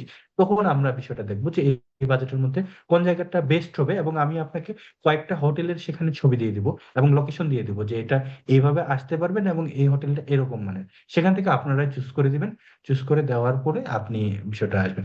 আর দ্বিতীয় বিষয় যেটা, সেটা হচ্ছে যেহেতু আমরা এটা বাণিজ্যিক ভাবে কিছু করতেছি না, জাস্ট আমরা একটা সাপোর্ট হিসাবে নিচ্ছি, সেক্ষেত্রে এখানে দ্বিতীয় যে সমস্যাটা, সেটা হলো যে আপনি যখন উমরার প্যাকেজে আসেন, তখন বললাম যে এখানে 12টা রাতের অনুমতি থাকে, বা তারা 12টা রাতের প্যাকেজটা সাজায়।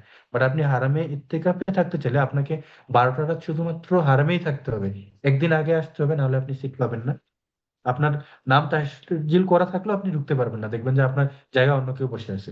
আমি এইবার 18 রমাদানে সে হারামের ভিতরে প্রবেশ করেছি, জাস্ট সারা রাত্রি জাগনা ছিলাম, মেবি 20 মিনিটের জন্য চোখ বন্ধ করেছিলাম। চোখ খুলে যখন আমি ঢুকেছিলাম, আমি ছিলাম একাই ওই করিডোরে। চোখ খুলে দেখি যে আমার পাটাও সোজা করতে পারি না, মানে 20 মিনিটের মধ্যে পুরো জায়গা পুরো। তো এই জন্য আমাদের একদিন আগে আসতে হবে। দ্বিতীয়ত, চাঁদ ওঠা মাত্রই, আমরা জানি না 29 রমাদান হবে নাকি 30 রমাদান, চাঁদ ওঠা মাত্রই হারামের সমস্ত জোনা ফাঁকা করে দিবে। আপনার হারামের কোনো অংশে থাকতে দিবে না, সমস্ত হারাম একেবারে ফাঁকা করে দিয়ে, এই যে মসজিদের সব জায়গাগুলো ফাঁকা করে দিয়ে তারা ক্লিন করবে। এরপরে 12টার পরে আপনাকে ঢুকতে দিবে। তো এই যে আপনাকে বের করে দিলে আপনি কোথায় যাবেন, বা আপনার ঈদের জন্য একটা প্রস্তুতি রয়েছে, গোসলের একটা ব্যবস্থার জায়গা রয়েছে, ইভেন সেই সময় আপনার নিচের যে মসজিদগুলো, এই বাথরুমগুলো, সেগুলো অনেক সময় বন্ধ করে দেয়, বা সেখানে ক্লিনের একটা কাজ করে, সেখানে গোসল করার সুযোগ দেয় না। কারণ সেখানে গোসল করলে তো আবারও সে হারামে ঢুকবে। তারা চায় না ঈদের দিন কোনো রকম মানে বিশৃঙ্খলা হোক হারামের মধ্যে। তাই আপনাকে অবশ্যই শেষে ইত্তেকাফে থাকলেও আপনার 29 রোজার রাতেই হোটেলটা নিতে হবে। তো সবকিছু মিলে দেখা যাচ্ছে যে 13 দিনের মতো শুধুমাত্র মক্কাতে থাকা লাগছে। এরপরে যদি আপনি মদিনাতে 5 দিনও থাকতে চান, তাও আপনার সেটা 18 দিনের প্যাকেজে চলে যাচ্ছে। অর্থাৎ 12 থেকে সেটা আরো 4টা দিন অতিরিক্ত হয়ে যাচ্ছে। তো এই বিষয়গুলো আমরা পরবর্তীতে আলোচনা করে একটা প্যাকেজ অ্যানাউন্স করবো ইনশাল্লাহ। তো ইনশাল্লাহ এতটুকু শিওর থাকেন যে আপনার রুচির উপর ভিত্তি করে একটা মোটামুটি স্বাভাবিক প্রাইজের মধ্যেই প্যাকেজটা থাকবে। পরবর্তী কোনো কোশ্চেন থাকলে আমরা নিতে পারি। ভাইয়া একটু দেখেন। জি, একটা প্রশ্ন এসেছে এরকম যে আবু জাহেলের হাম্মামের আশেপাশে যদি কেউ থাকতে চায়, সেক্ষেত্রে প্রাইস কেমন হবে? হজ প্যাকেজ, আমাদের ওমরা প্যাকেজের প্রাইস কেমন হবে? আবু জাহেলের আশেপাশে কোনো হোটেল নাই মূলত। আবু জাহেলের এক পাশে হচ্ছে বাদশার বাড়ি, আরেক পাশের পুরো জোনাটাই ফাঁকা, ওটা ভেঙে দিয়েছে। আর একেবারে দূরে আছে কুফরি গাজ্জা রোড, সেখানে হোটেল ভালো না। আপনি যদি ইত্তেকাফের উদ্দেশ্যে হোটেল নিতে চান কাছাকাছি, তাহলে আপনার জন্য বেস্ট অপশন হচ্ছে তাইসির রোডটা। তাইসির রোডটা এই জন্য বেস্ট অপশন, আপনার এই যে এখানে তো আপনার এই পর্যন্ত খাবার দাবারই, এখান থেকে বের হয়ে এখানকার হোটেলগুলোতে থাকতে পারেন আপনি। এই যে এখান থেকে বের হয় আপনি এই অংশের হোটেলগুলোতে থাকতে পারেন, খুব একটা বেশি হাঁটাহাঁটি করা লাগবে না। অথবা আপনি 114 নম্বর গেট থেকে বের হয়ে এই জাবালে উমরের আশপাশের যে হোটেলগুলো রয়েছে, এখানে একটা 3 স্টার মানের হোটেল রয়েছে, ঠিক এটাতে থাকতে পারেন। কিংবা আপনি সারে ইব্রাহিমের যদি আসতে চান, প্রথম দিকের হোটেলগুলো নিতে পারেন। এর বাইরের সাইডগুলো যখন আপনি সিলেকশন করবেন, তখন আপনাকে প্রচুর হাঁটতে হবে। বিশেষ করে আপনি যদি এ পাশে কুফরি গাজ্জাতেই যান, লম্বা একটা অংশ, এই যে এখান থেকে শুরু করে সাফা মারোয়া থেকে শেষ করে এই অংশটা পর্যন্ত আপনাকে পায়ে হেঁটে আসতে হবে। এই যে মেইন রোড, রিং রোড পার হওয়ার পরে এই পাশে হোটেল রয়েছে। তো আবু জাহেলের হাম্মামের আশেপাশে আসলে কোনো হোটেল নেই। এই যে আপনার এটাকে বলা হয় মূলত আবু জাহেলের হাম্মাম, এই যে এটা। তো এটার আশেপাশে যদি দেখেন, এই যে এই পাশে হচ্ছে বাদশার বাসাটা রয়েছে, আর এই পাশে রসুল সাল্লাল্লাহু আলাইহি ওয়াসাল্লামের বাসা হিসেবে ধরা হয়, যেটা বর্তমানে লাইব্রেরি হিসেবে আছে। এখানে আপনার কোনো কিছু হারিয়ে গেলে লস্ট এন্ড ফাউন্ড একটা বুথ রয়েছে, এখান থেকে নেওয়ার লাগে। আর এই পুরো অংশটা মাঠ করে দিয়েছে, এখানে বর্তমানে কাজ চলতেছে। তো এই জন্য আবু জাহেলের হাম্মামের আশেপাশে আসলে হোটেল নেই। আর আরেকটা, যদি আপনি কাছাকাছি থাকতে চান, তাহলে আদিয়াতের পাশের হোটেলগুলোতে থাকতে চান। সেক্ষেত্রে 3 স্টার মানের একটা হোটেল আপনার অন্তত লাস্ট 10 ডেজ এর একটা রুম 17 থেকে 25-30 হাজার পর্যন্ত নিবে। আপনি অনলাইনে চেক করতে পারেন। আর আপনাকে একটা বিষয় জানিয়ে রাখি যে যত 3 স্টার এবং 5 স্টার হোটেল আছে, তারা কিন্তু ম্যানুয়ালি সরাসরি গিয়ে কোনো বুকিং নেয় না। তারা সবকটা এপিআই মার্কেটিং এর কাছে টিকিট গুলো বিক্রয় করে। আমরা বিমানের টিকিট যেভাবে ক্রয় করি Booking.com বা অন্যান্য যে সাইট গুলো রয়েছে, সেখান থেকে আপনাকে নিতে হবে। আপনি যদি ওখানে যান, সরাসরি তারা বলবে একটা নাম্বার দিয়ে যে আপনি হটলাইনে ফোন দিয়ে টিকিট বুকিং দেন বা হোটেল বুকিং দেন। সেক্ষেত্রে আপনি অনলাইনে প্রাইসটা দেখলে মোটামুটি একটা ধারণা পাবেন।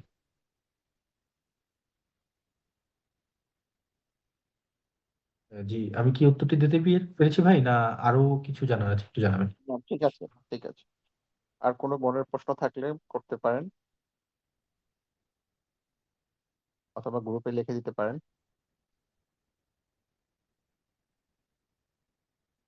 তবে এখানে আমি একটা বিষয় একটু অ্যাড করতে চাই আসিফ। জি, সেটা হচ্ছে যে আসলে ইতিকাফের যে প্রোগ্রামটা, এখানে দুইটা অপশন থাকতে পারে। যেমন কেউ কেউ হতে পারে এরকম যে তার জন্য হোটেলের কোনো অপশনই নেই, কারণ আসলে তো সে তো থাকবে হারামে।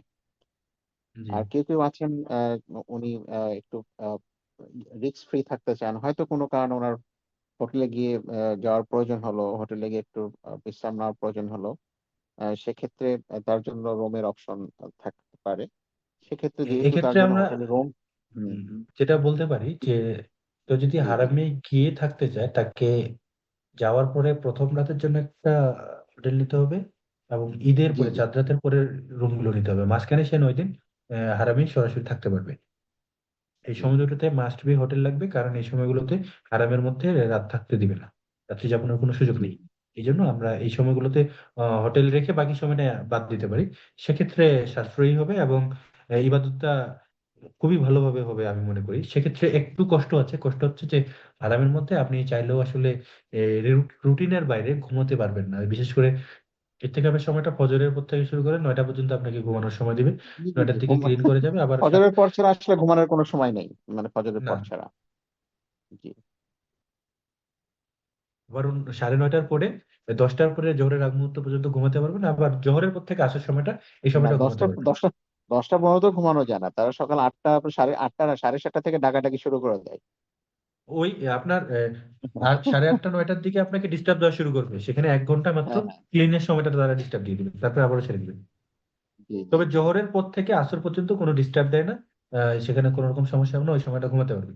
সেক্ষেত্রে কোনো রকমের লাইট বন্ধ তারা করবে না, আপনাকে আলোর মধ্যেই ঘুমাতে হবে, কিংবা আপনি আহ, কিছু মাস্ক পাওয়া যায় চোখের জন্য, যেগুলো আলোকে প্রোটেক্ট করে, এই ধরনের কিছু নিয়ে ঘুমাতে পারেন।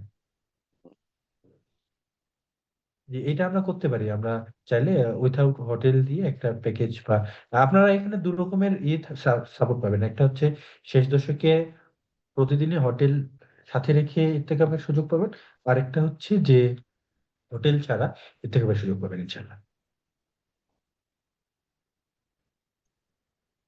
আসসালামু আমার আলাইকুম। মনে হয় ওয়ালাইকুম সালাম। আচ্ছা ভাই, আমরা আগে কোশ্চেনটা নিই, হ্যাঁ? জি জি sure। জি বলুন। আসসালামু আলাইকুম। জি, আমার একটা জিজ্ঞাসা, যে আমরা আচ্ছা, যদি রমজানে ভিসা অ্যাপ্লাই করি, উমরা ভিসা নিলাম, এবং কখন ইয়ার জন্য ইতিকাফের জন্য অ্যাপ্লাই করতে হবে? এটা 15 রমাদানের পরেই মূলত লিঙ্কটা দেয়, কবে দেয় এটা আগে থেকে জানা যায় না। কয়েক ঘন্টা আগে আমরা হয়তো বা জানতে পারবো, বা হঠাৎ করে লিঙ্কটা চলে আসবে, বাট আমরা জানতে পারি যে 72 ঘন্টার মধ্যে দিবে, এটা আমরা জানতে পারি, তারপরে আমরা সবাই অপেক্ষা করি কখন লিঙ্ক দিবে।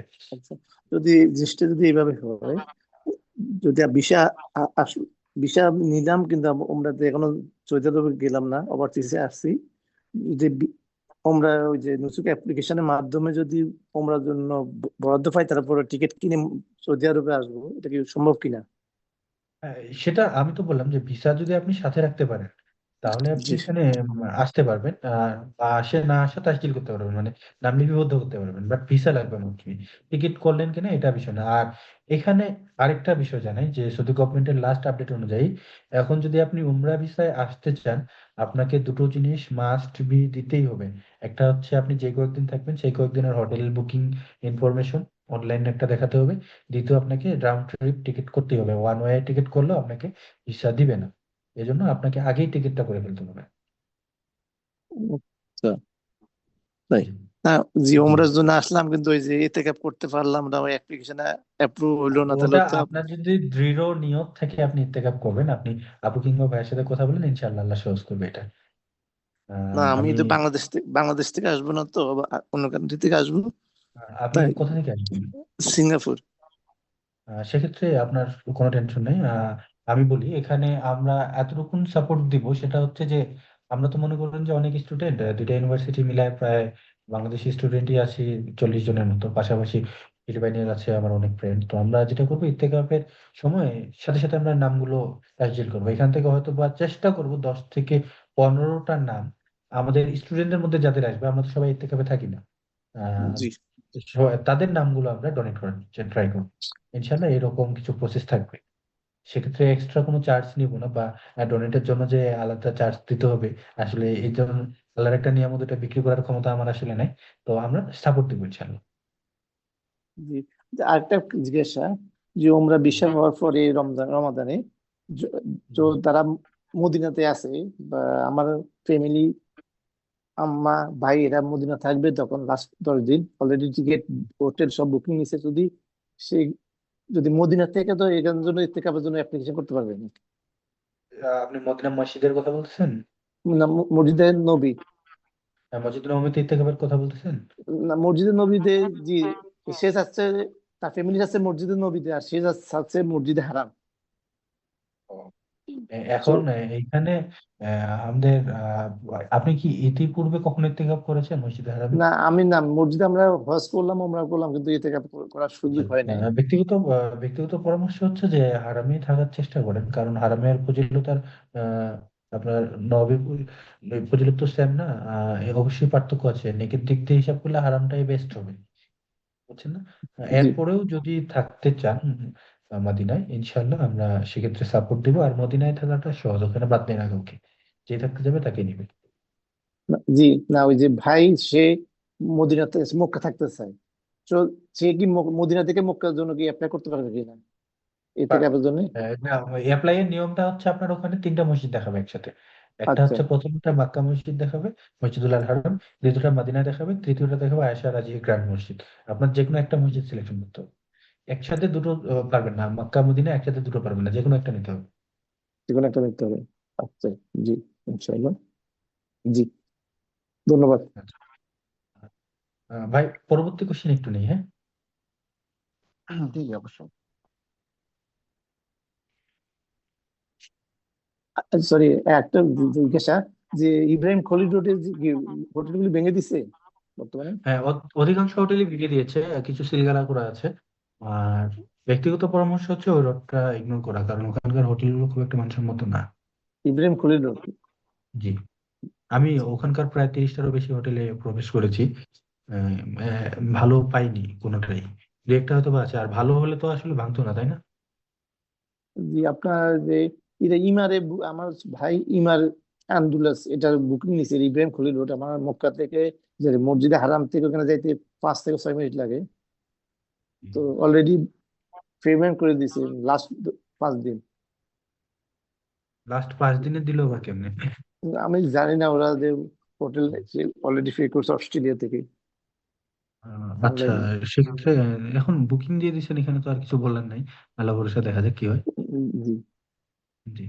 জি, আসসালামু আলাইকুম। হুম। আচ্ছা, পরবর্তী কোনো কোশ্চেন থাকলে একটু নিতে পারি আমরা।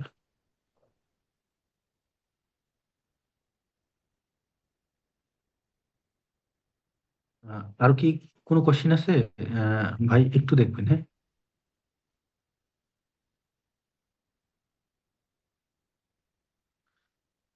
জি আপনি কি আর শুনতে পাচ্ছেন ভাইয়া?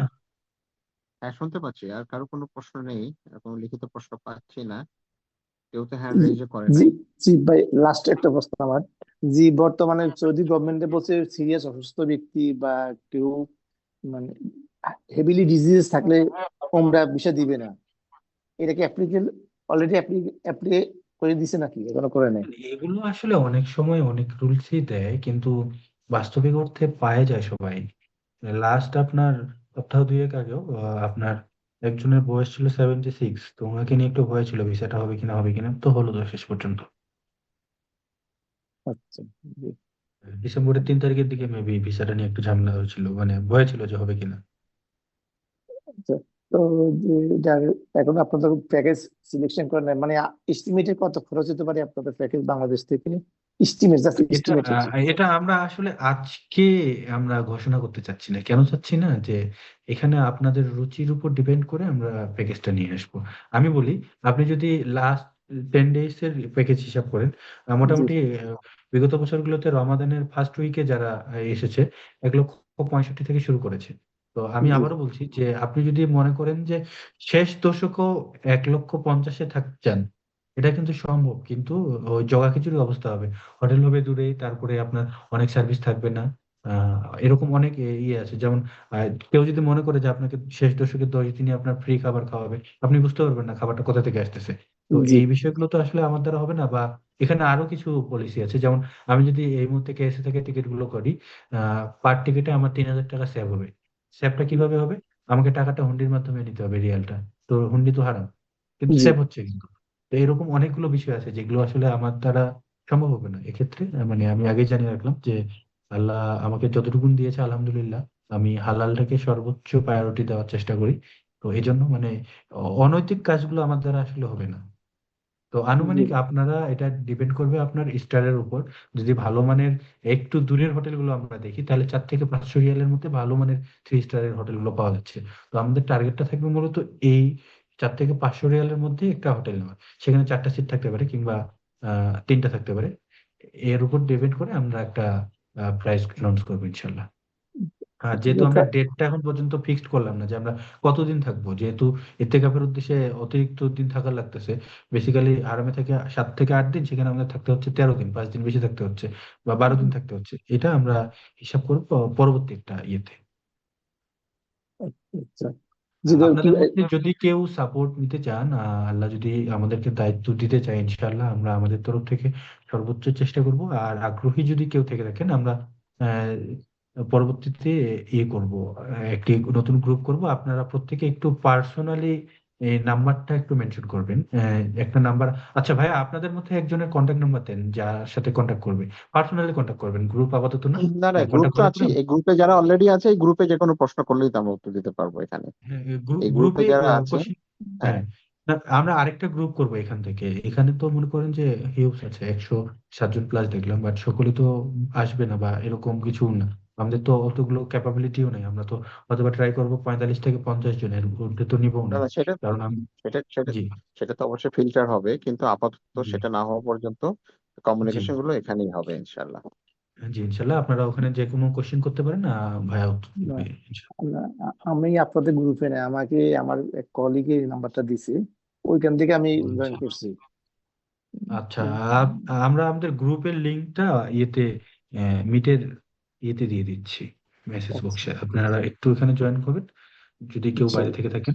ভাই আপনি দিবেন নাকি আমি দেবো? তুমি দিয়ে দাও। আচ্ছা, একটু তাহলে সময় দিন।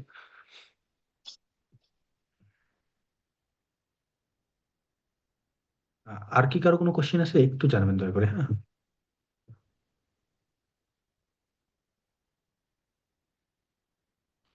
ইনশাল্লাহ আমরা যারা যুক্ত হতে পারিনি বা অনেক কোশ্চেনই আছে এখানে, তো আসলে অনেক কিছু আচ্ছা একবারে আসিফ, সম্ভব তোমার না। কি তোমার কি স্ক্রিন রেকর্ডার আছে, অন ছিল? না, বন্ধ আছে তো এখন, না?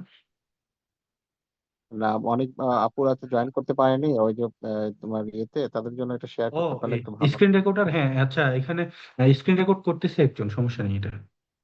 তাহলে ওটা একটু গ্রুপে দিয়ে দিও, মানে এ করে, হ্যাঁ আর হ্যাঁ, যে যে ওটা আপুরা ফিল্টার করে মিট ইনশাল্লাহ। করেনি। হ্যাঁ হ্যাঁ। যারা জয়েন হতে পারেনি ওটা দিয়ে দিব, সমস্যা নেই। আর দরকার হলে আমরা আরেকটা সেশন করব খুব শীঘ্রই ইনশাল্লাহ। ইনশাল্লাহ আমরা পরের তো আমার সপ্তাহে মনে হয় যে আরেকটা। আমার পার্টিসিপেন্টদের মধ্যে আসলে খুব বেশি আপুরা জয়েন করতে পারেনি, অনেকেই ডিফিকাল্টিস ফেস করেছে। মাত্র বোধহয় 22 জন বা 23 জন জয়েন করেছিল। আলহামদুলিল্লাহ, জাযাকিল্লাহ। আহ, এই, এই আমার মনে হয় সমস্যাটা যে কেন হলো আমি আসলে বুঝতেছি না, এখানে সবকিছুই ঠিক ছিল। না, তোমার আমি যেটা বুঝতে পেরেছি, তোমার জুম লাইসেন্স জুম তো, জি লাইসেন্স জুমটা তোমার হচ্ছে যে ওই যে ওই তোমার কি বলে যে যে ওই যে ইমেল লগ ইন ছাড়া ফেসবুক বা জিমেলে কোনো না লগ না, ইন টগিন হ্যাঁ, এরকম এটাই সমস্যা, লাইসেন্স হওয়ার কারণে লগ ইন ছাড়া নিচ্ছিল না।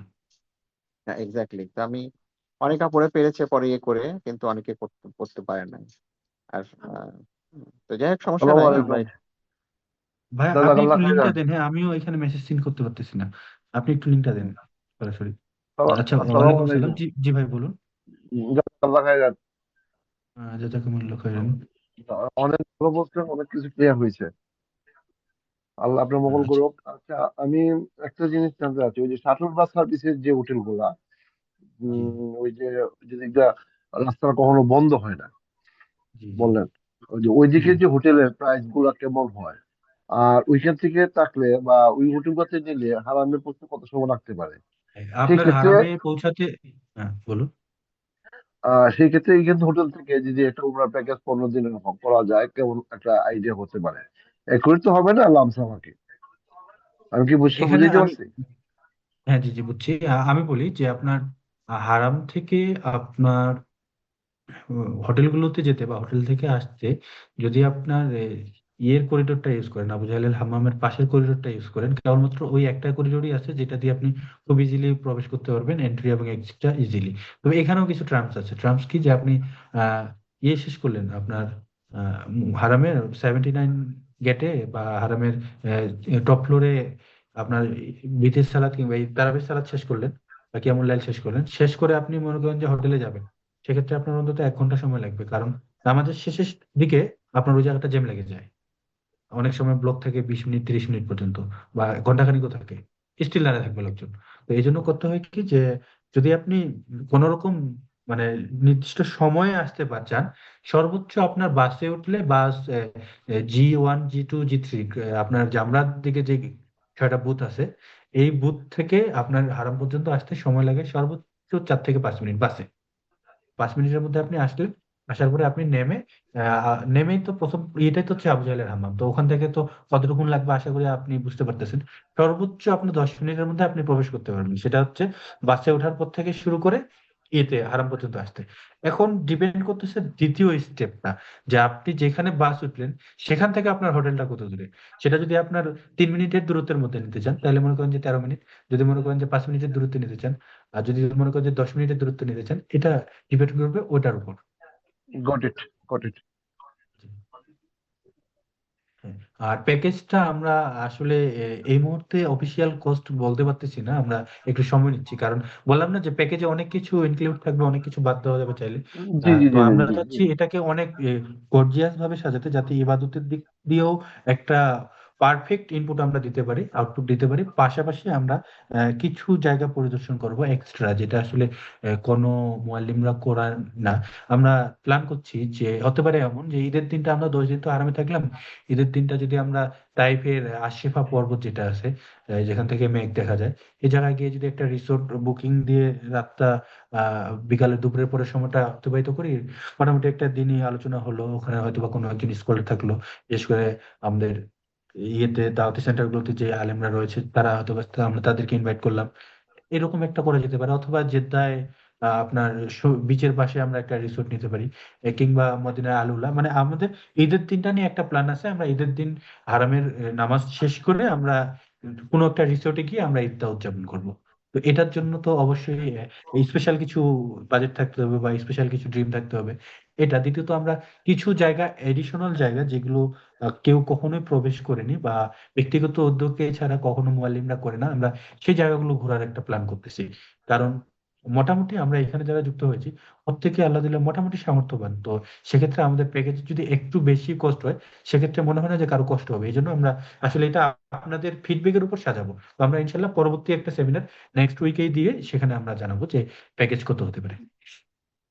এখানে আমার মনে হয় যে আসিফ, আমরা একটা গ্রুপে মেসেজ দিতে পারি, বা যে সম্মানিত পার্টিসিপেন্টস আজকে আজকে আমাদের সাথে ছিলেন তাদের কাছে আমরা একটা ফিডব্যাক নিতে পারি যে তারা কত টাকার মধ্যে এই রমাজানের এই ইতিকাফের প্যাকেজটাকে নিতে চান, বা তারা কেমন জি এক্সপেক্ট করেন, বা তারা কি রকম হলে তারা এটাতে স্বাচ্ছন্দ্য বোধ করবেন।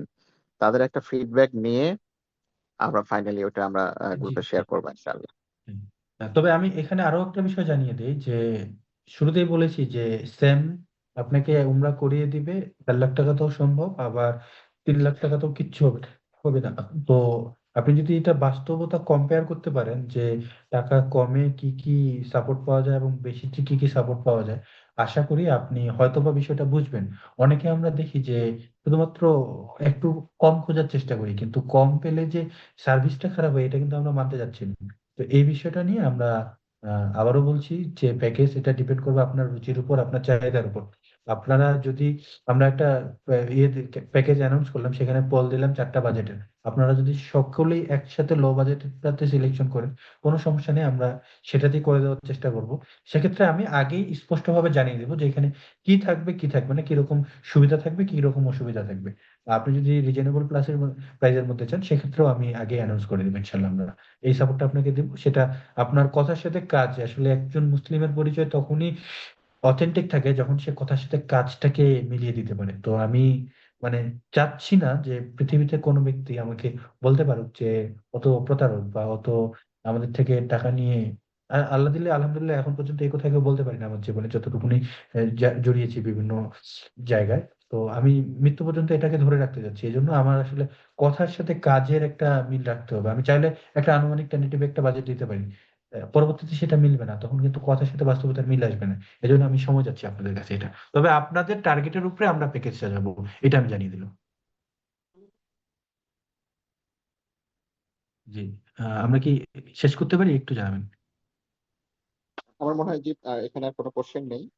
এই জি সর্বশেষ যে শাটল সার্ভিস এবং শাটল সার্ভিস দিয়ে হারামে পৌঁছতে কতক্ষণ সময় লাগবে এরকম একটা প্রশ্ন ছিল, সেটার উত্তর হয়ে গেছে অলরেডি।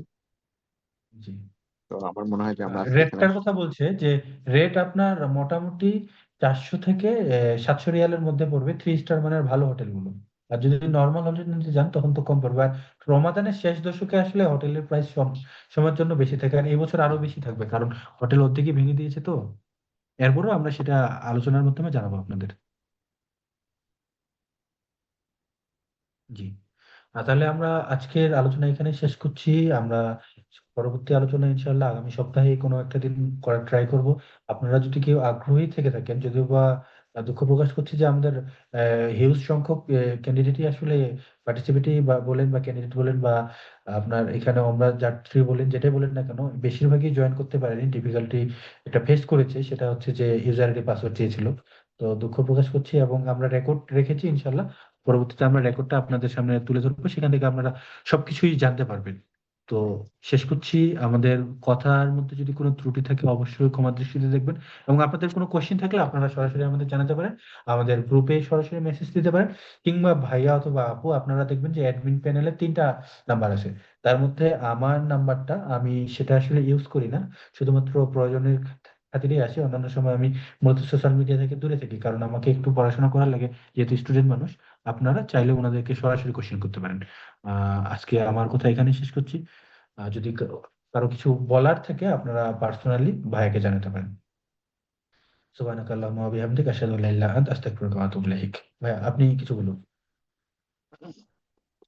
না, আপনি অলরেডি অনেক সময় হয়ে গেছে, এটা লম্বাও হয়ে গেছে, আজকে আর কথা বাড়াতে চাচ্ছি না। কথা ওঠাই যে আসলে আমরা এখান থেকে কোনো বিষয় যেটা আপনাদের কাছে এখনো স্পষ্ট হয়নি, সেই রকম যদি কোনো প্রশ্ন থেকে থাকে আপনাদের কাছে, আপনারা গ্রুপে লিখিত আকারে দিবেন, আমরা সেই বিষয়টা অ্যাড্রেস করার চেষ্টা করবো ইনশাআল্লাহ। আর আপনাদের সবশেষে পরিচিত একটা কথা বলি, একটু ইন্টারাপ্ট করি, হ্যাঁ। আমরা একটা ভালো সেবা দেওয়ার উদ্দেশ্যে আজকে একত্রিত হয়েছি। আমরা যদি সফলতা দেয় আল্লাহ তাআলা, ইনশাল্লাহ দিবে, এতটুকু বিশ্বাস আছে। আমি আমার রবের কাছে যে হয়তো বা ব্যর্থ খুব কমই হয়েছি। তো একটা সাকসেস আসলে পরবর্তীতে আমরা ইনশাল্লাহ বছরে ট্রাই করবো অন্তত 4বার এইভাবে যাত্রীদের বা বলেন বা হজ যাত্রীদের বলেন আমরা একটা সেবা দেওয়ার চেষ্টা করবো ইনশাল্লাহ। এবং সেটা হ্যাঁ, অথেন্টিক ভাবে লাইসেন্স নিয়ে ট্রাই করব আমরা। মুআল্লিমের আন্ডারে বা এজেন্সির আন্ডারে যেতে চাচ্ছি না, হয়তো বা প্রথমবার এজেন্সির সাহায্য নিল, পরবর্তীতে নিজের দায়িত্বে কাজগুলো করার ট্রাই করবো ইনশাল্লাহ। এই জন্য প্রত্যেকে দোয়া রাখবেন আমাদের জন্য, আল্লাহ যাতে আমাদেরকে সফলতা দান করে। আচ্ছা ভাইয়া বলুন। জি, যেটা বলছিলাম, আপনাদের কারো কোনো প্রশ্ন যদি থেকে থাকে, আহ, যে বিষয়ে আপনাদের আরো স্পষ্টতা প্রয়োজন, আপনারা আমাদেরকে এই গ্রুপে লিখিত আকারে প্রশ্নগুলো করতে পারেন, সেখানে আপনারা আনসার পেয়ে যাবেন ইনশাআল্লাহ।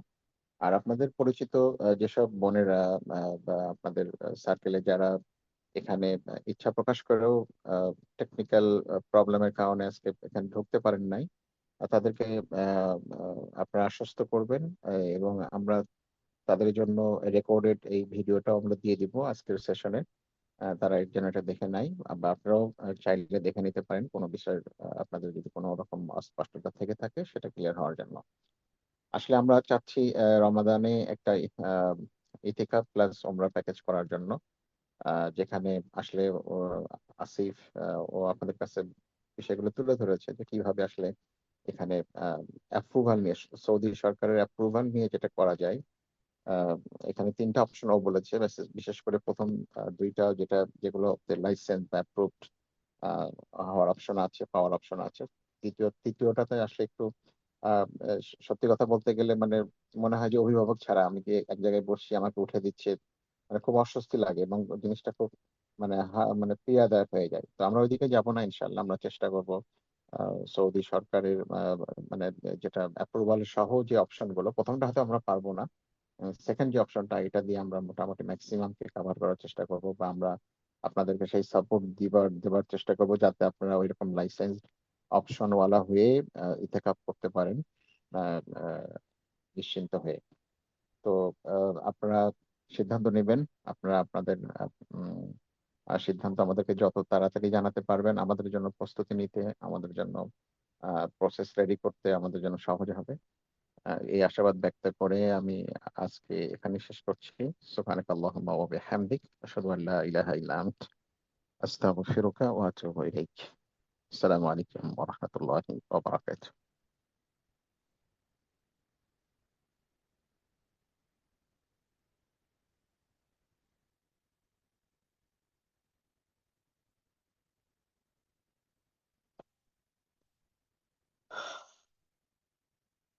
মেসেজ দিয়ে দাও যে আপনারা যারা মিস করেছেন, আমরা আপনাদেরকে রেকর্ডেড দেবো, আরেকটা নেবো বা এটাও রেকর্ডেড দেবো ইনশাআল্লাহ।